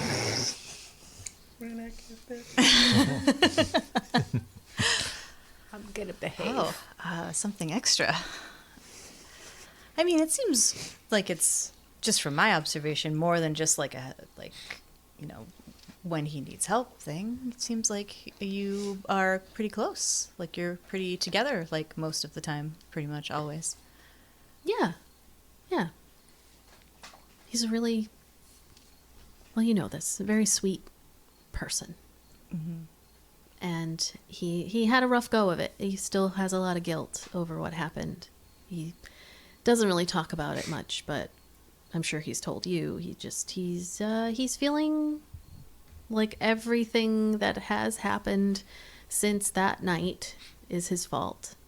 He takes it really personally when, the loss of Zix, even though that wasn't him and had nothing to do with him, he just kind of feels like everything rolling and going forward is because of what he did, what he chose to do. And, Berkaface and Maury just is getting more antsy. Everything. He just kind of feels a lot of guilt over it. The death of Kaigeros. I mean, he didn't know that it would go wrong. And obviously the death of his parents. Yes. The worst of all. So, you being here is great for him. And, you know, at first I think he was a little triggered by seeing you, but that has passed, which is great. It's the way it should be. So, he can now kind of move on with allowing himself to be happy more often, which he did not allow himself to do until we found you, until he saw you in the square. And he came back that evening, that morning. Well, we were on our way, really. We met with him the next day at the docks, and that's all he could talk about, was how happy he was to see you.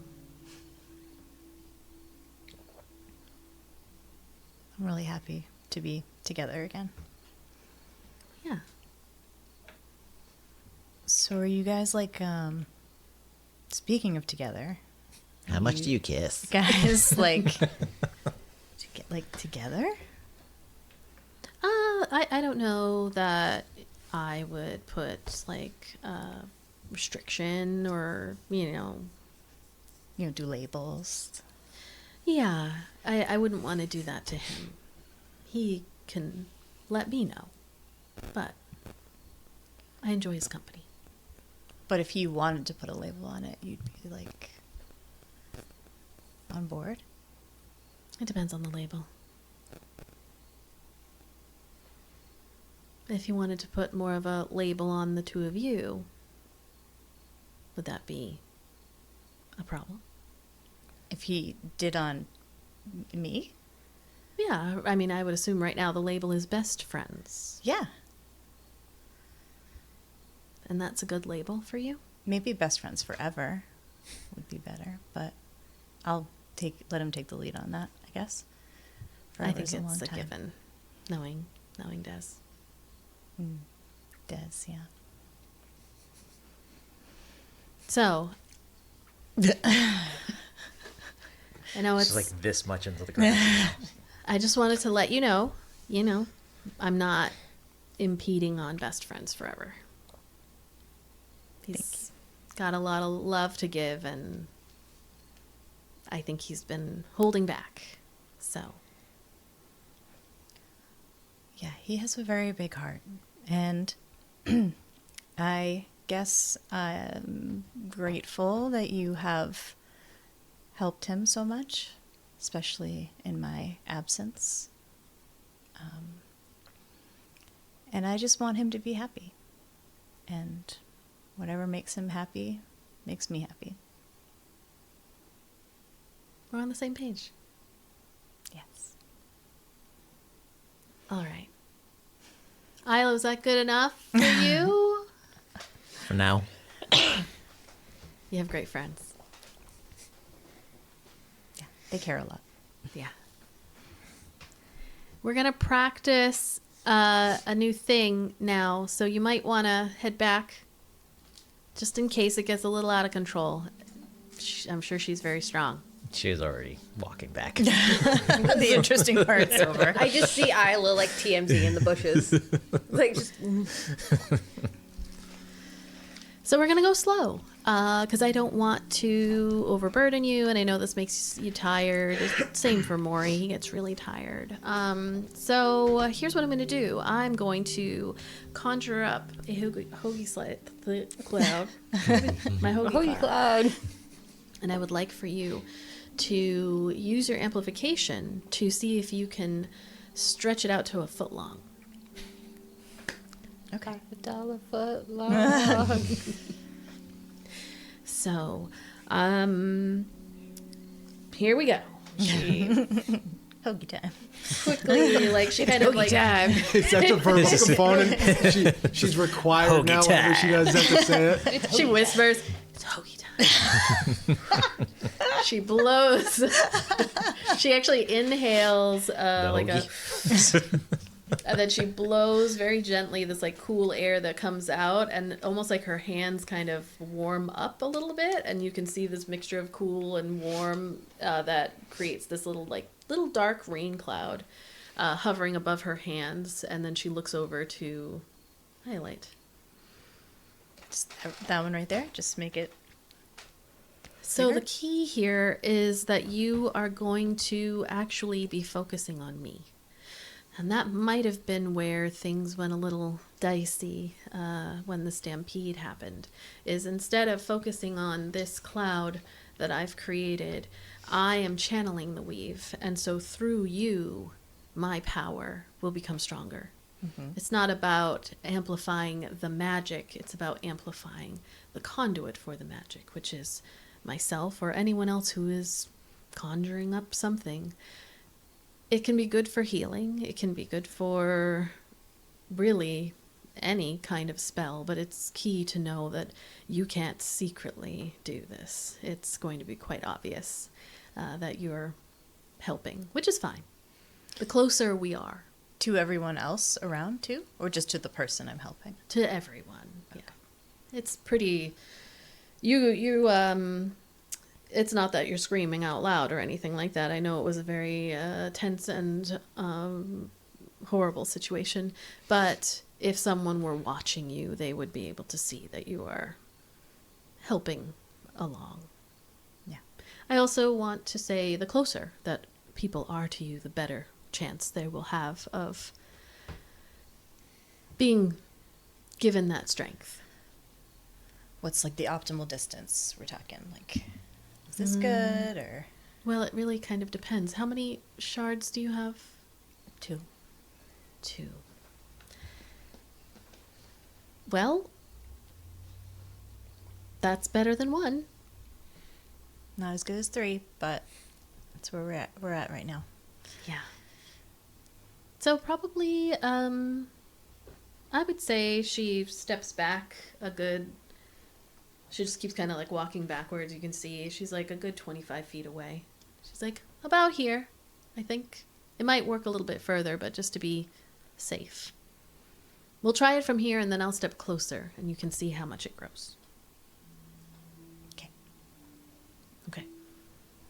So, describe Iolite using her amplification. The first time she tries, she wants to try to just knock Fernilly down and not actually do the amplifying part. Okay. But like make it seem like she's trying to do it. Okay, so you want to try to like almost overload her a little bit with it so that she kind of gets knocked back. Yeah. Okay. So Just to kind of like show her what's up. Okay. It's fucking. How about you? I'm gonna say you can do this, and there won't be a roll if you are willing to take 2 levels of exhaustion. Any future practice with her is going to be another level of exhaustion. No, so Like, this one, Just this like one this session, malintentioned Yeah, act. right, yeah. Okay. Yeah, that's fine. Okay. So she Worth it. is standing there looking at you, and then her gaze like kind of drifts to the cloud as you push forward some of the energy from yourself. Your shards, your larger shard, like glows in your chest, and you can feel the energy like shift out. It's more just for your own self to use your hands to kind of push it out, but you slowly allow it. You can tell that she is feeling this energy that is coming from you, and she has like a smile on her face that as the cloud gets bigger and larger, there's little like raindrops that are kind of falling onto her hand from it. And then there's that kind of moment. She's not looking at you. She keeps kind of looking at you and then back at the cloud, and it's growing almost on its own. And then you have that moment where she looks away, and you can just kind of push a little bit. And it's surprisingly strong when you push her. She is going to... Oh, no. what did you break? Prank gone wrong. She goes... she goes back a good, like, suddenly there's this woof, and then she goes flying back about 10 feet and skids down on the ground. And the cloud is still there. Like, she holds on to this little cloud. It's a tiny one. So she just slides back. And she does like she kind of got scraped on her back or something, and then she's like, "Good job, good. That was good. That was a bit much. We're gonna work on that. We're gonna work on Sorry. that." So no, I it's sneezed. fine. It's totally fine. It's We're really just- tricky. I'm gonna get a little closer so that you can do a little less. And she like stands up. She dissipates the cloud, and then stands up and kind of was like, "Oh man, I'm not even tired. good.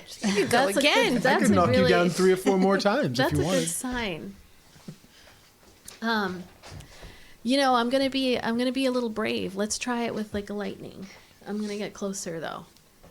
And she kind of gets right up about 5 feet away from you. She's like, so it's gonna be really important that you you keep it lower so that you don't get hurt. Okay. So I don't get hurt? Can Yeah. it hurt me?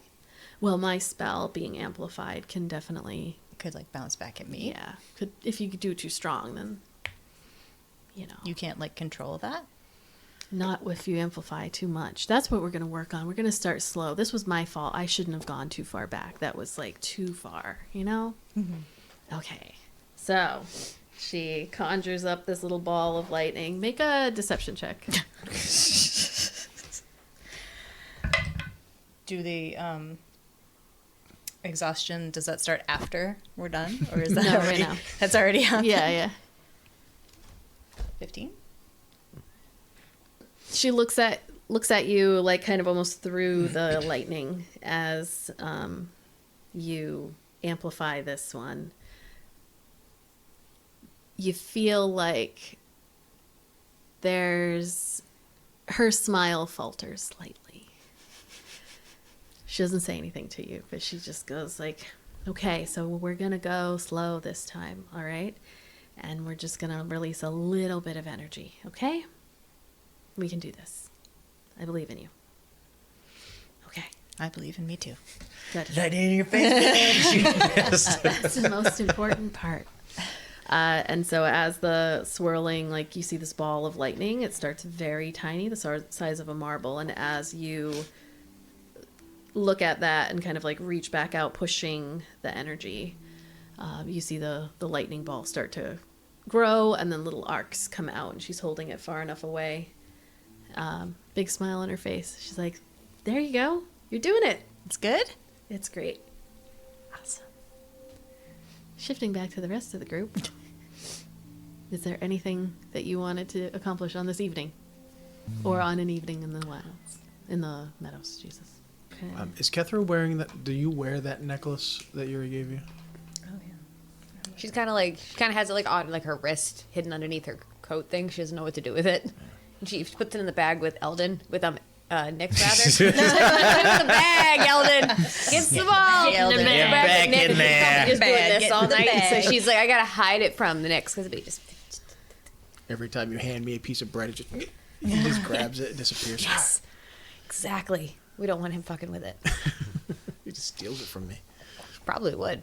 It's hanging like around her wrist. So if you look, you might notice it, but it's kind of underneath her. At one point, in a quiet moment, when Kethra maybe was alone or something like that,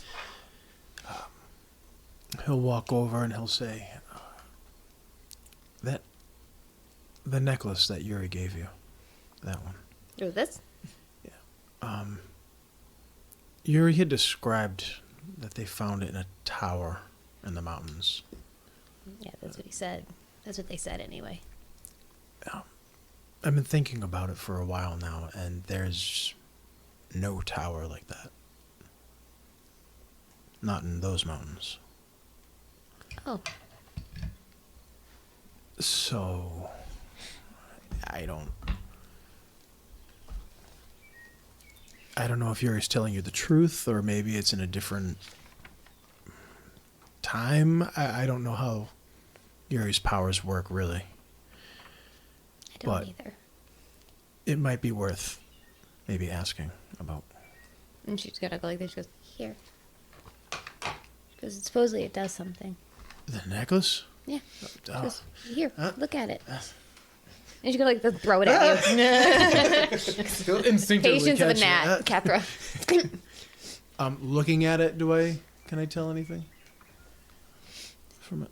You are immediately shown a vision when you look into this. It's almost like it's a small piece of glass, and yet when you look at it, it's almost like it fills your entire view, whatever this vision is. Roll me a D6. D6. A 6. Okay. You Die. Sorry. see instant death. Just blah.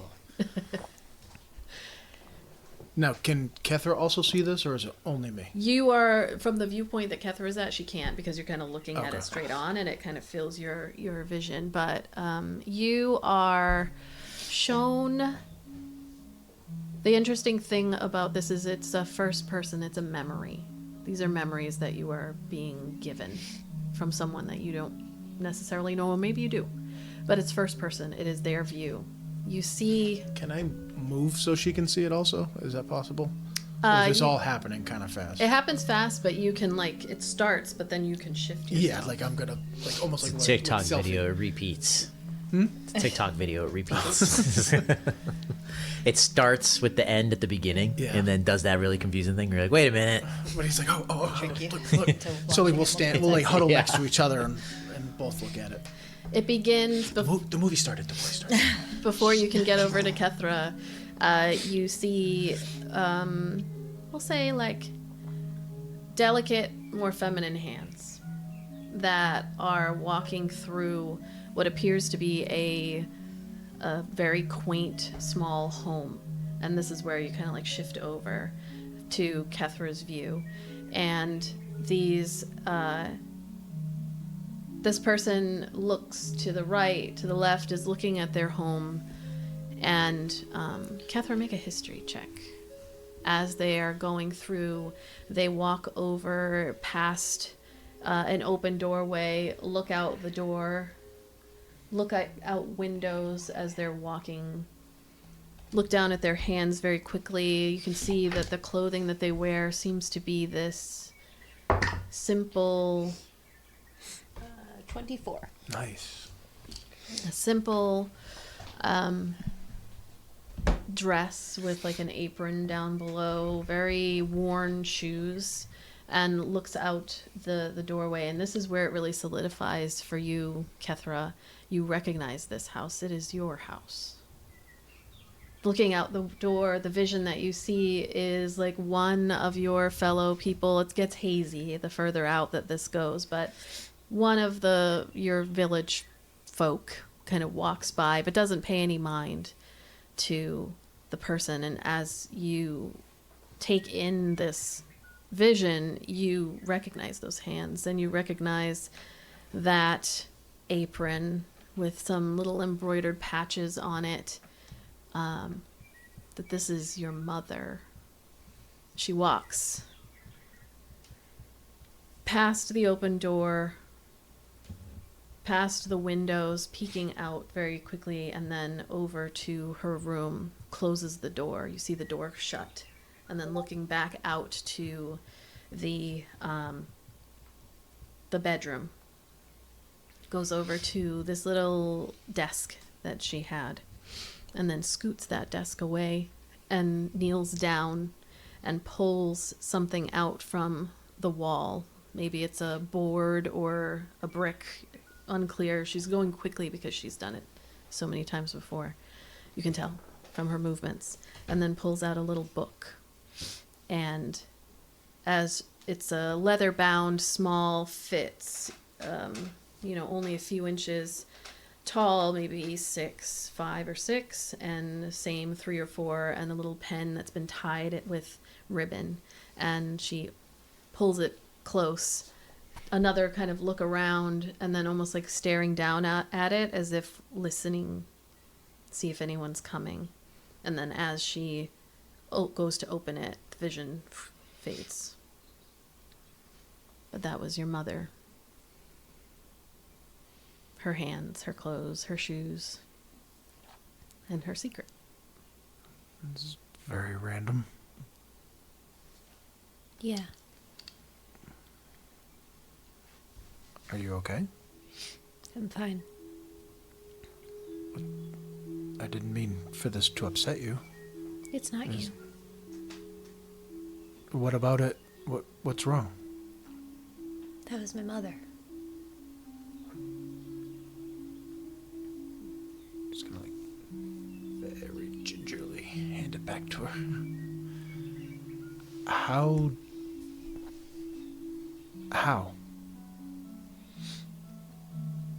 I don't know.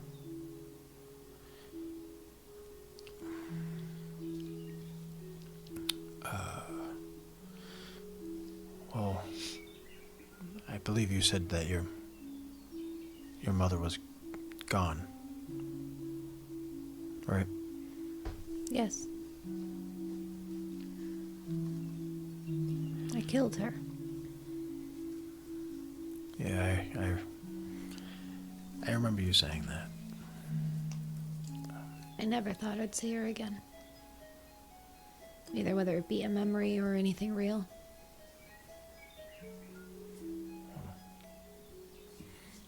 Well, was it good or bad to see her again?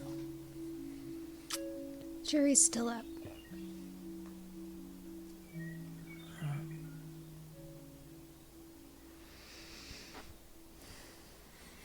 It's fitting that I see her as I get closer to home. Oh, it certainly seems like it was fate, right? I guess. This is... She seemed like she was hiding something. This probably isn't my place to ask. What do you think she was hiding? She has no idea either. Correct. I believe it. Yeah, this is a memory showing you something. Your mother was she was very stern and strong and tight-lipped. And she, as far as you growing up with her, there were no secrets. There weren't allowed to be secrets. And she told you that, too, many times. There's no room for secrets here. There's no room for secrets with Ray Casfali. He will find them. Any secret you have, and having one, puts you in danger. Surprised she had the balls to do it. Any secret could get you killed. Must have been something very important to her. Actually, that reminds me of something. He's gonna ruffle around in his pack, and he's gonna take her hand if she doesn't. He's gonna take the little, I think it was pink. It was a little piece of fabric. Mm-hmm. He's gonna put it into her hand and close it. She'll open it and go. Ready? You left that. I did. Vascan Veterix, the World Dragon, he has no need for pretty cloth. You must have gave up something important for this. Hmm? You must have given something for this. No. But he sees where your heart's at. And for the first time, you're going to see a tear go down Kethra's face. And she's going to go, thank you. And she's going to give Eldon a hug. Oh.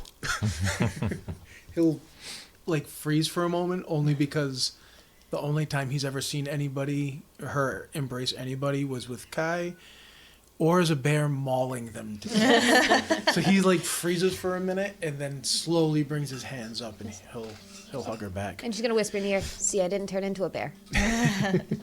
Don't worry, I won't tell anyone. No, thank you. This is the nicest thing anyone's ever done for me. Just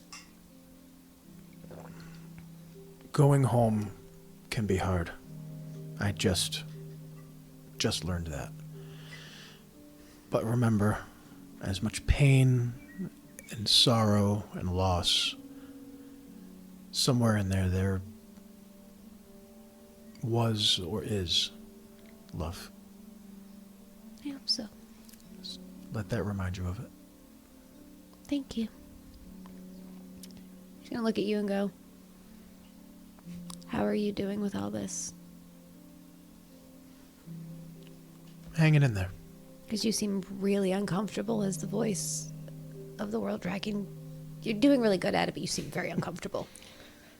Like this isn't your thing. It's very much not my thing. This is much more of like a Kai or even an Ayla thing. Oh, absolutely. Those two could navigate this. Yeah. They could just bullshit their way through it, probably. Yeah, probably. People like us don't have that ability. Not at all. But we have to do it anyways. Yes, we do. I have to be the voice, and you have to be whatever you're going to have to be. And who the fuck knows what that is? Well, right now you're Kethra Evermoon, seer of visions, speaker of prophecies, and one of the woven fates. And reader to filth. He'll like blush and look down. Like, he's like, what? And she's gonna go, also known as in cult language. I told him to fuck off in a very nice way. And I told them all about themselves. In a really nice way. Oh. I thought Yeah, cults have slang. I where I come from, reader of filth means something a little different. That's called smut. I'm sure cults don't have that, but even mountain boys know of smut. You're gonna see Kethra going, smut. It's a new word. It's like a child learning a new word. like when a kid for the first time goes, shit. Shit. Fuck. Motherfuck. Schwing, schwing, schwing. That's a clip.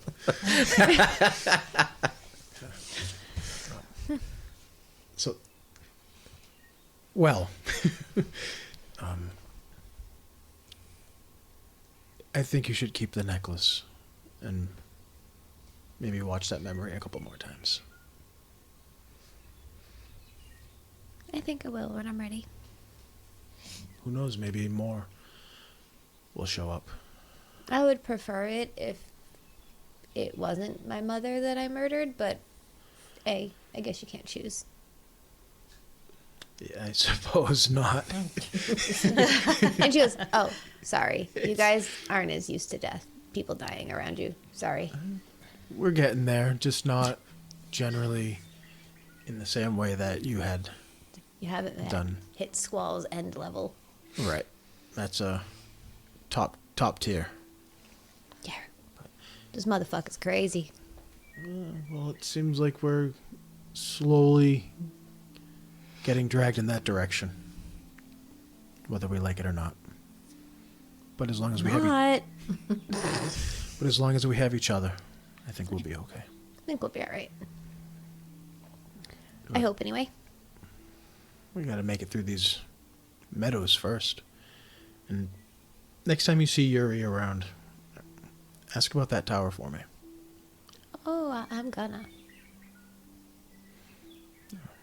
And if he tries to do time, I'm gonna slap the shit out of him when he comes back. Yeah, you guys seem to be getting to be pretty decent friends. Or something like that. Well, he gets it.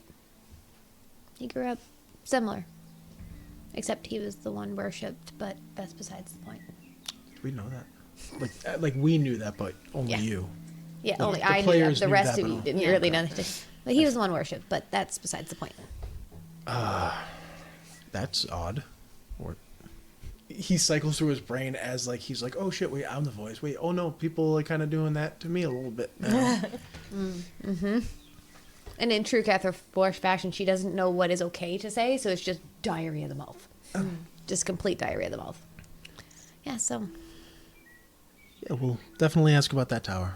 And if you want someone to be around when you play with the necklace again. Appreciate that. Just let me know. I appreciate that. Thanks. And she's gonna like this. Thanks for this. High five. And she's not gonna let go of the claw, so she's gonna go, nah. It's like that white. Like, Yeah, Eldon kind of taking a step back, and when you walk away, there are a lot of similarities in that.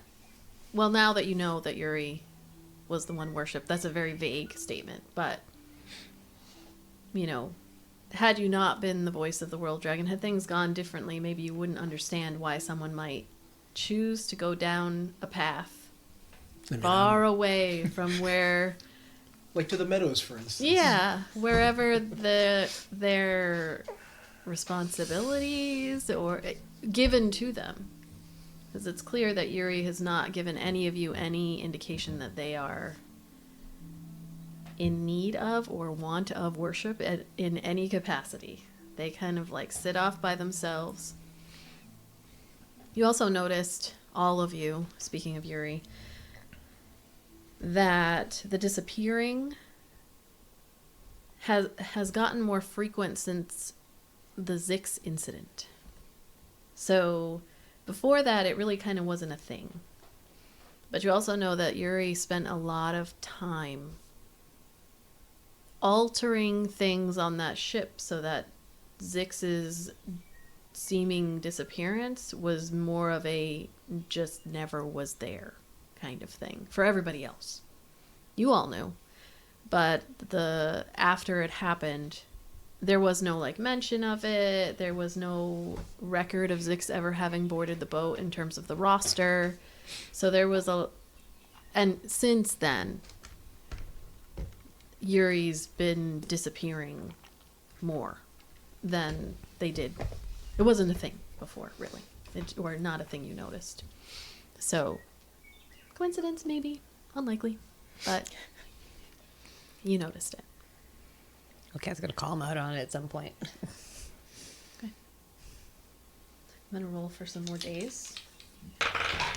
At some point, Eldon would have given Theratrix that, Oh, yeah. the thing that Daniel had left. I figured you guys gave those to them. Okay. Oh yeah, Kethra's keeping it safely in hand away from Nyx's actual grasp because he's going to be a problem with that. I love His the ability to idea little of fly. but like out of the bag though, like when you're not paying attention. Just Nyx!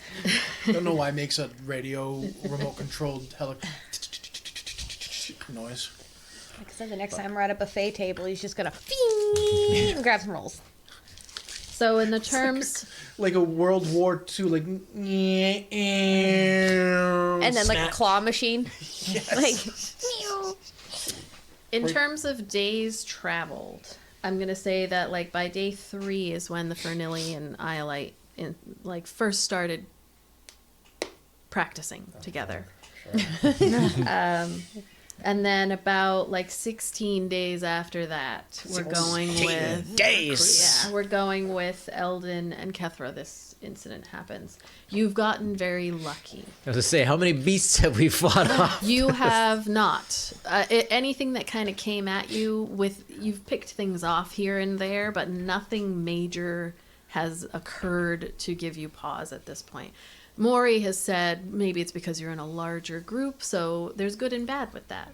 A larger group is going to keep smaller things away, but a larger group also, if there's anything that hunts in packs or, anything like that, there's a chance that the good and the bad of all of you being together, eventually, one day he looks at you and says, as Burgaface would say, one day our luck will run out.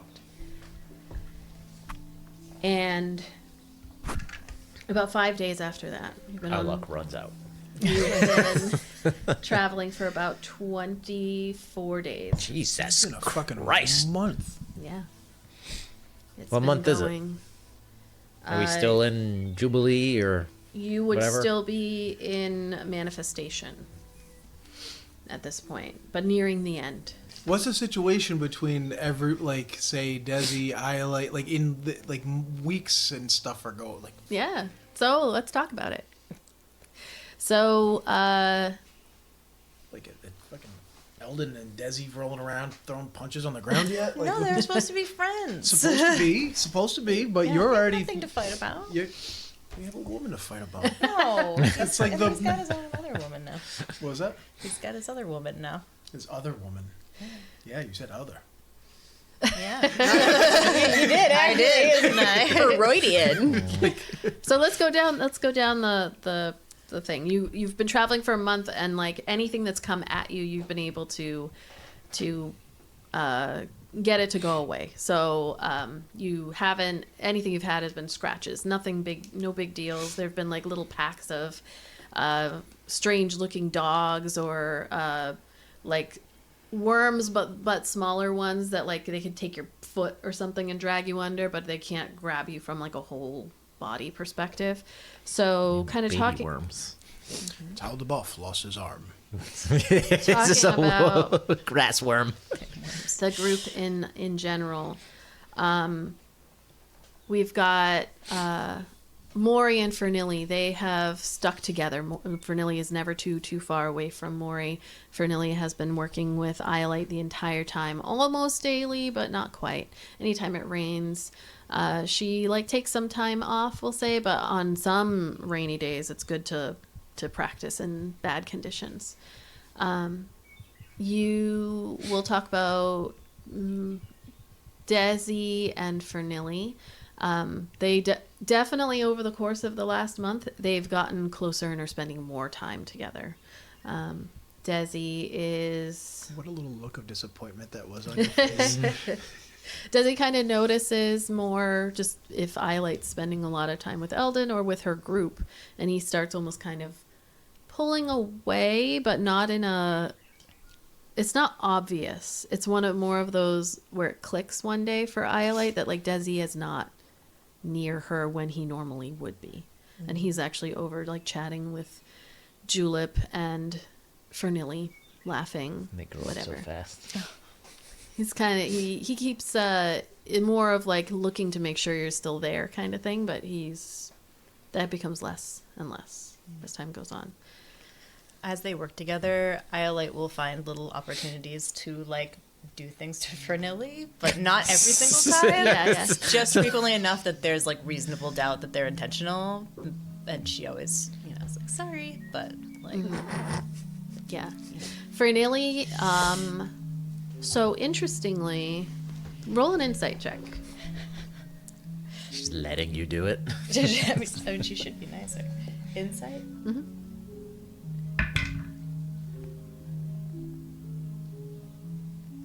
19.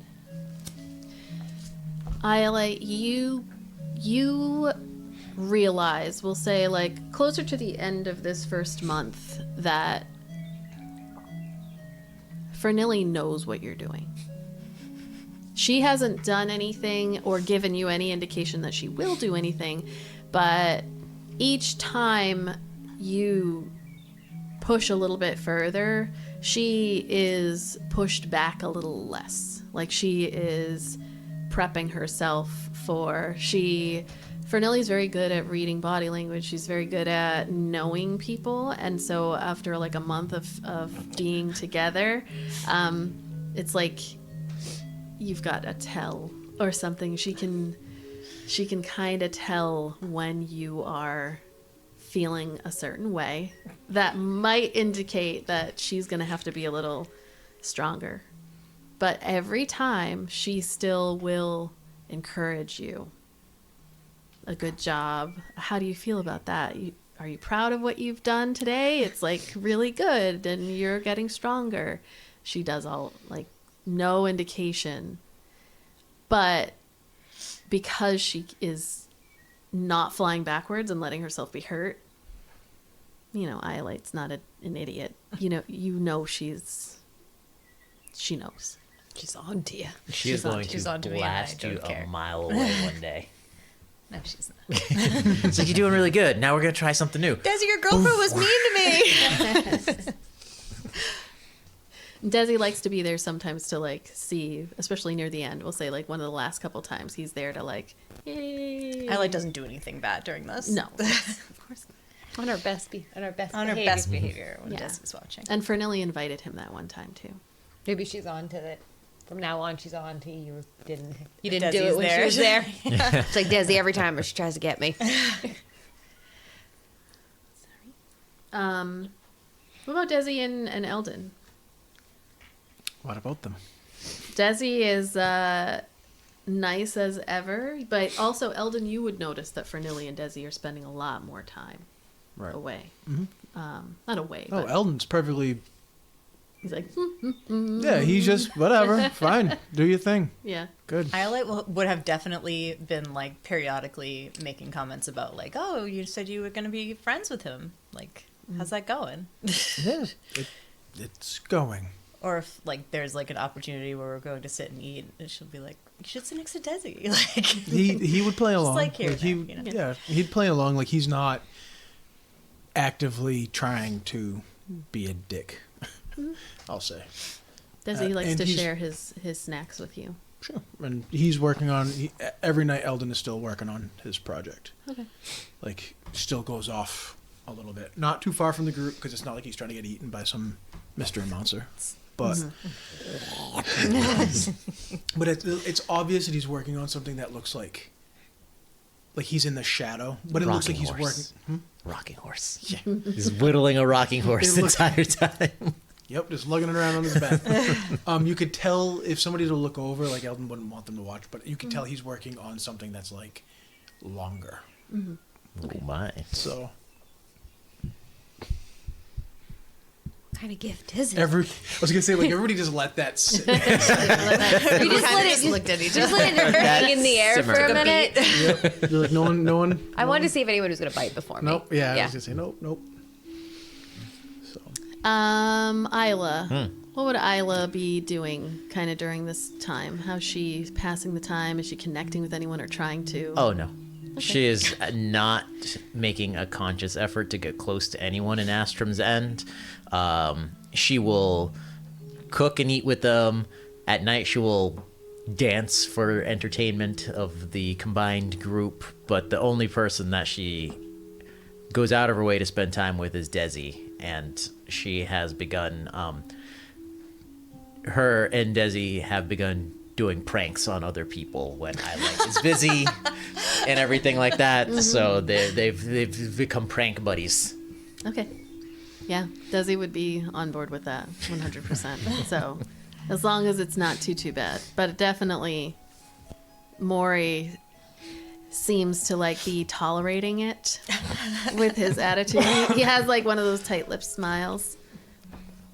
yeah, that's great. I'm glad you're making friends. Yeah. I have a completely different skill set of spells from him, so it's like you're both druids. You're kind of like have similar things, but it's like with me and him, it's like, oh, what? You can do that. We can totally do this if you do that, and I do this thing together. You're a mole. You're under the ground. You trip him. Then I come in. I love that the oldest of our group and Yeah. the youngest of their group are like becoming prank buddies. That's perfect. I love it. I'm going to say that over the course of that month, you start to find these little tiny, they can only be really described as like trinkets, like a stone in the shape of a star, or like a little kind of, Mints. like a little woven person out of like the long grasses or whatever. Like as we're no, going. you specifically, Ayla. No, is as find- we're walking, I'm finding No, these. no. You're finding them like when you wake up in the morning, Oh. like tucked next to you, little things. Oh, Like weird. the little tiny trinkets. They're like maybe an inch or less. They're tiny, small, cute. Did Ayla befriend a crow? Is the boulder following us? Or whatever his name was. I was gonna say Ayla befriended a crow and leaving little shiny gifts. Kai and or Kethra. See? I can't. I don't know why. I would think after Kai seeing Julep kind of lose control after the stampede, he can kind of relate to that of a power inside that's not fully in control of, and I'm sure Julep probably wouldn't reciprocate, but he would, you know, over the month, every so often just kind of be around and see if any sort of like reciprocation. Let me check my Mary Poppins gotta- bag for you. It's just my stomach making noise. That's all it is. It's nothing even going. I was It's like, if just it hurts, it's just let me staying know. right The here. mints working their way through. I was like, I can check my It's Mary all the- Poppins bag. They hit a curve in there, and they're Oh, that menthol. I'm gonna be miserable the next like 3 hours. oh no, I've made such a mistake. Why did you guys let me do this? jeez. So how? I know what'll help. Another mint. Well, can't hurt at this point. Can't do any more damage. It's already done. Well, How receptive is Kai, or forgiving maybe is a good word, to Julep? She's very abrasive. So, like, she's got...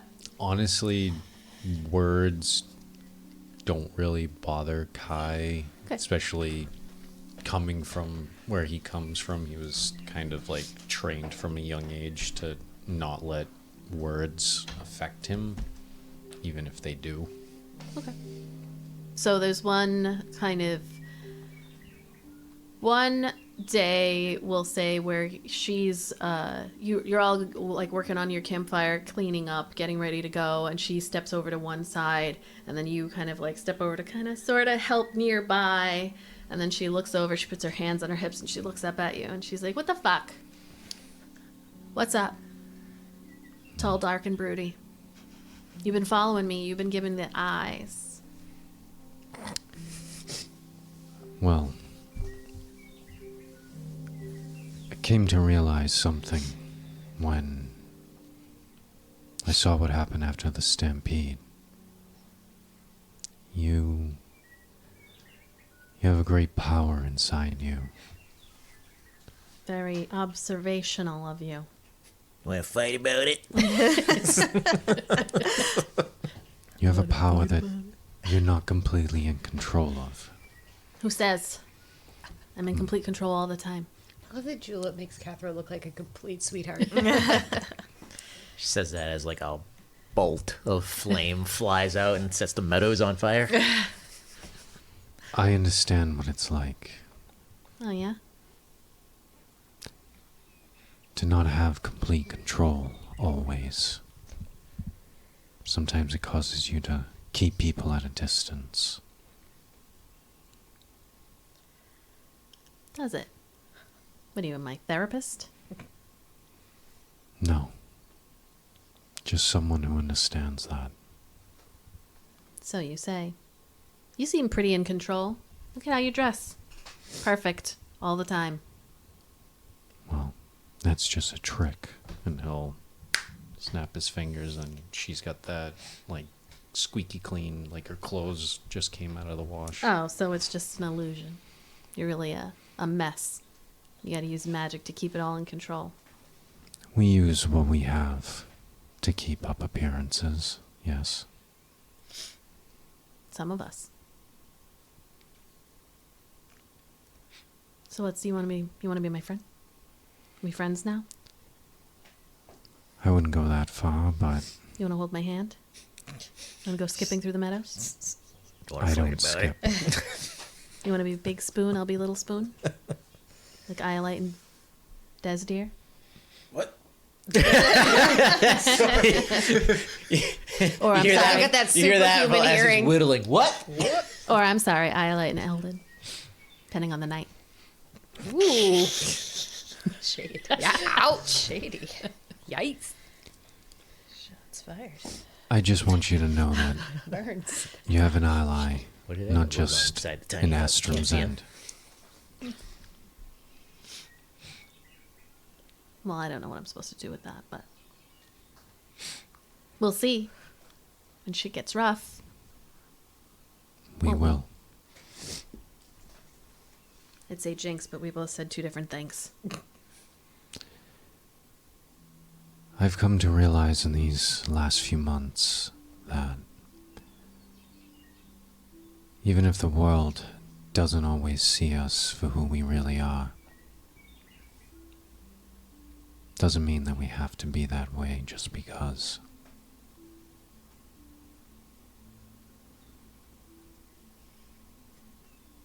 Well, Kai, you don't know shit about me. I don't. Would you like to change that? Well, she looks around, looks over at wherever Kethra is, getting stuff ready, and then she looks back at you. Propositioning me? Trust me, if I were to proposition you, you would know it. I wish Kethra was in earshot. She goes, "You would," and he's not. Ketra's like, we'll see. Q-tip. Which is a thing here. Because you're very pale and skinny. Firecracker. I've been called worse things. Very unassuming, but ready to blow underneath the surface. And above the surface. So watch the fuck out. She stares at you. We'll just do that uncomfortably long stare. She's gonna stay. All right, let's roll a d20 to see who Well, breaks. hold on. Who breaks the Hold on. stare? Does Kai need to blink? I bet he doesn't. I mean, there's mean, still. If he doesn't have to You breathe, still get dust in your eyes. I mean, yeah, it's like wind. Gotta clean it. Yeah, gotta sell. It's a self-cleaning if system. he doesn't, that would. But he That'd be will gross. he will purposely stop breathing so that there's not even like that little Oh, yes. involuntary. The ion flux, or like the fly, Oh, yeah. like Oh. lands. the eyelashes, like. I'm gonna use. all right. How petty you are! You gonna use it for? Better. What love it. is it? Just a I straight roll? love it. Just a, I love that level of petty. Yeah. just a Constitution. I'm not that good, but I admire those that are. It's a 16. Okay. You stare at each other for an uncomfortably long time. Neither one of you For breaking. 16 minutes. She is a little spitfire, but then she blinks and she's like, "You win this time." She just turns around and walks away from you. He's gonna go. That's a start. Kethra, She's just moseying around. Is Maury around? Maury? Yeah. Oh yeah, he's there. She's gonna plop down next to him and go, "Hey." He looks Sup, up. bitch? He kind of does a dramatic kind of looking around, like, "Oh, she's talking to me," and then he just kind of like smiles that, "Just kidding," smile. She goes, Hello. "Yeah, I know. I didn't expect to talk to you either. It's fine. You can be shocked." I am Yeah. pleasantly shocked.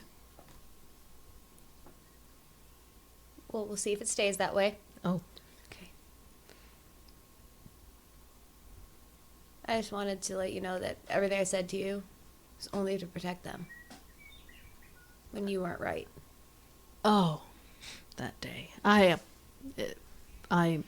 water under the bridge. If it is for you, I was not myself. It was a horrible experience, and I'm not excusing, but that was on me. It was my fault. You were just protecting your friends. I Which didn't understand. mean everything I said, though. I don't doubt it. I was the one under the weather, not you, so I would assume that your words were Yeah, true. you were super fucked up. And about that, Yes. let's put some water under this bridge. Mhm. Can we be honest with each other? Yes. Are you willing to answer some questions? I'm willing to answer any questions you might have. I'll do my best. How dangerous are you?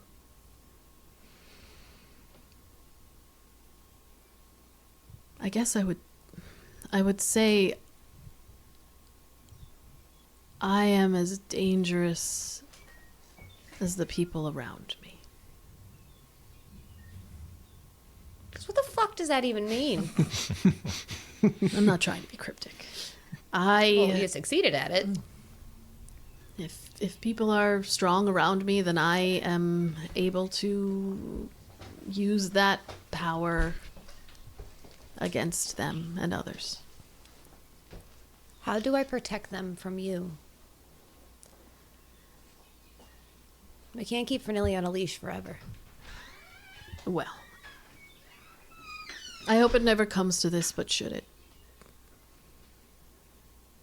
you would have to leave me behind. I don't know for how long, but you would need to be away from me. And you see Kethra visibly soften a little, because he's actually being forthcoming. I didn't expect you to be honest. Well, your goal is to get Iolite to the shard that's in the Meadows. Yes, it is. My goal, in addition to that, is to solve for my problem. And I hope that the good faith that I build with you all over these coming weeks will strengthen the chances that Iolite will help me. Be better faith if we shared a shard. You're a little stingy. A little selfish. There's gotta go in with this. It was going to caveat after that in a second. What happens if you lose control? It depends on who's nearby. Again with that cryptic thing. Like, are we all going to blow up? Not necessarily. I'll give an example. It shouldn't be too horrific for you as you were not there. On the night of the attack, the night that we attempted to save, and maybe successfully, you could argue, save Iolite from the headmaster. I was able to, Astrum's End in its prior form was a very well-oiled machine. Everyone knew their part, and everyone had similar abilities. We teach each other. And so when we came to almost getting Iolite that evening, Master Kygeros rounded a corner, as did several other druids of the assembly. And we were in sync. In that particular moment, we had chosen lightning, thunder. And we were able to focus it. Everyone near me had that magic going, and we expelled it to protect ourselves from incoming threat. I understand. However, this is a hard thing for me to admit, but Kygeros was also very strong.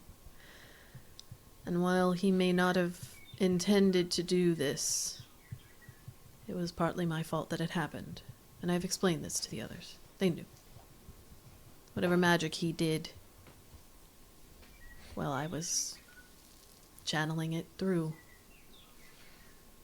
So while I was pushed into a position of submission, my wonderful companions were obliterated. I'm sorry, Amori. I am as well. His magic channeled through, and they paid the price. So it depends. I understand. I cannot pull it inward. That's why I am hoping that perhaps when Iolite is strong enough, when all of the shards come together, she'll be able to heal me. Do you have a contingency plan in case anything happens to you? Does anyone else know where those shards are so we could get them to her? He smiles a little. Make a persuasion check. I think I'm really bad at that. Maybe intimidation check. I might be really bad at it. I'd have a +0, but I rolled a 17. Okay. We'll see if that at least gets me anything. Nice. He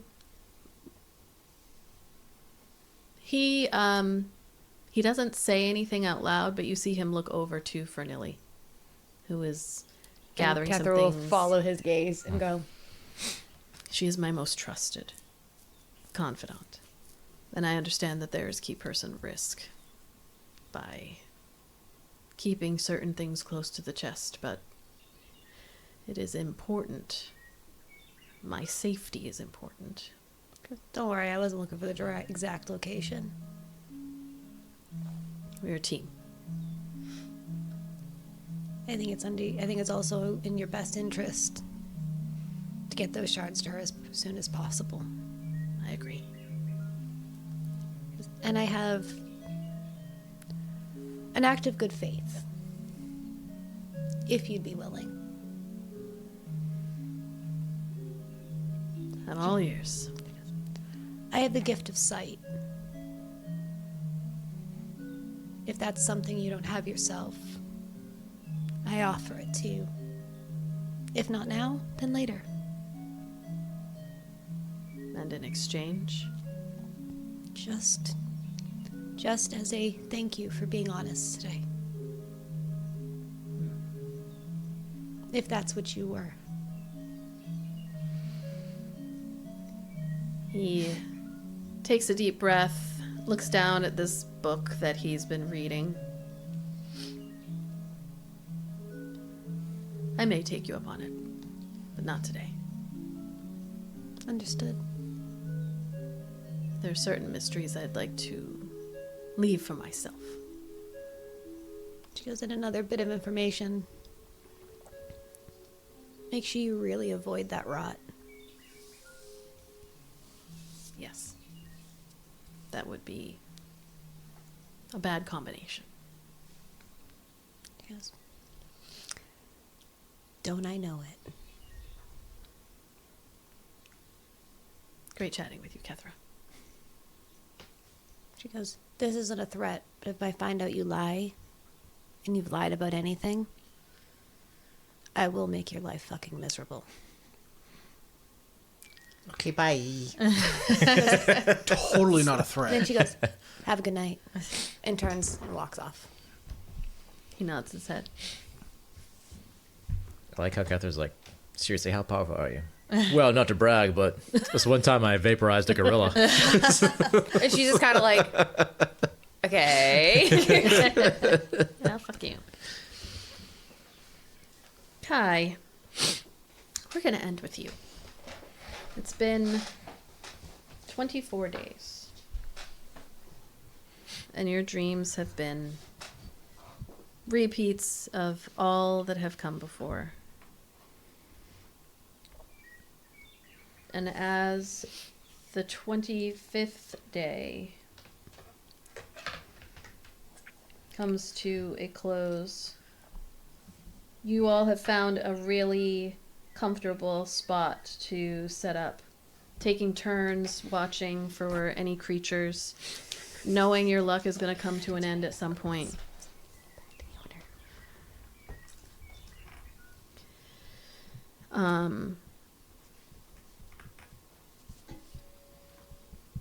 You go to sleep, and another dream takes you.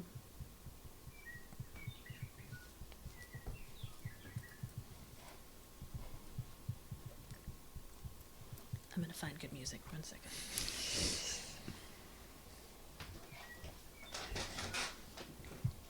There we go.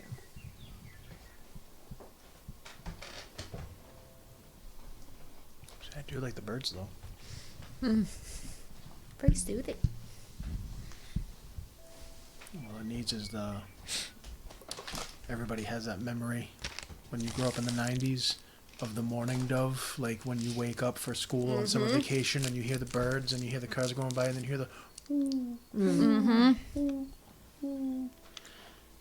that's like such a, like you could make that, just do that, and like everyone who was born in the 90s is like, oh my god, like, You don't hear those around here. You hear everything else though. They all wake up at like 4:30 in the morning.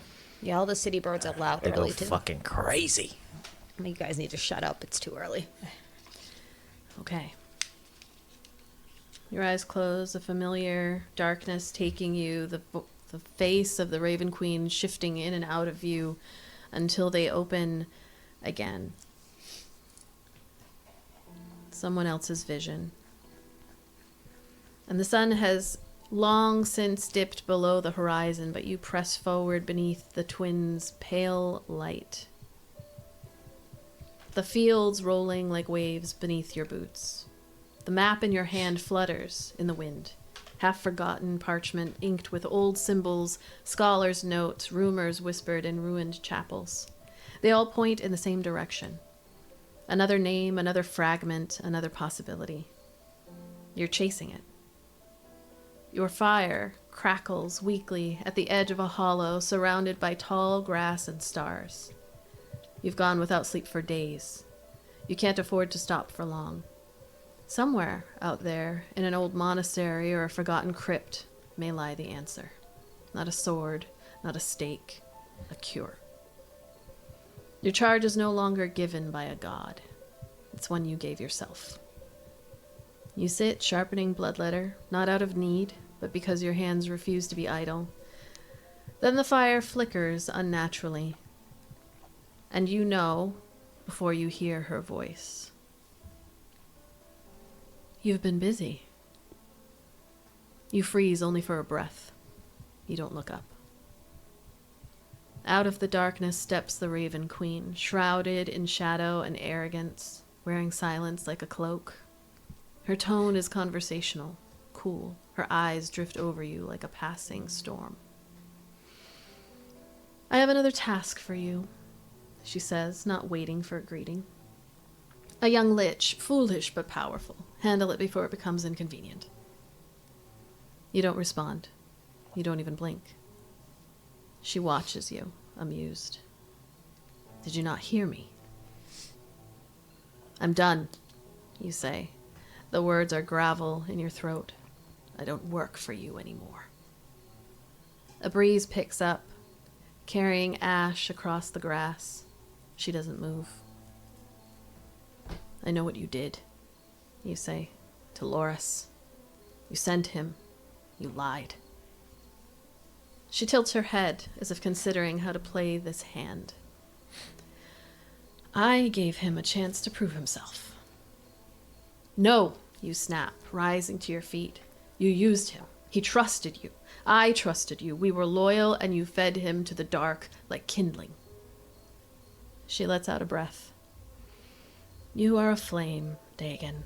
You burn brightly, but even fire forgets its place. You draw in a breath through clenched teeth. You want another favor? Find someone else. I'm not your weapon anymore. You swore yourself to me, she says, and you have not fulfilled that oath. I'll fulfill my own oath, you growl, when I find a way to bring him back. She stiffens. There is no coming back from what he is, she says, colder now. You know that. You've always known that. I don't believe you, you say. You've never tried. You've never sought anything but blood and silence that ends with me. She stands still for a long moment. Then she speaks, each word etched in finality. If you walk this path, you walk it alone. If you would rather waste your remaining days on a fantasy than serve your purpose, she raises a hand, then let your time be finite. You feel no pain, no tremor, nothing, but you know something's changed. She waits, expecting an answer, expecting you to return to the fold. You turn your back to her. You do not speak. She lingers just long enough to let the silence do the cutting. So be it, she says, and then she's gone. The fire dims, the air stills. You sit once again in the dark. You run a hand through your hair, jaw clenched. You don't feel weaker. You don't feel older. But you know what she's taken. The clock has started. The hourglass turned. You don't know if this was the right choice, but it's made. And so you gather your map, your blade, and you keep walking. Because even if the road ends in death, you will find him. You will find a way. And that is where we will end tonight's session. Nice. Ooh.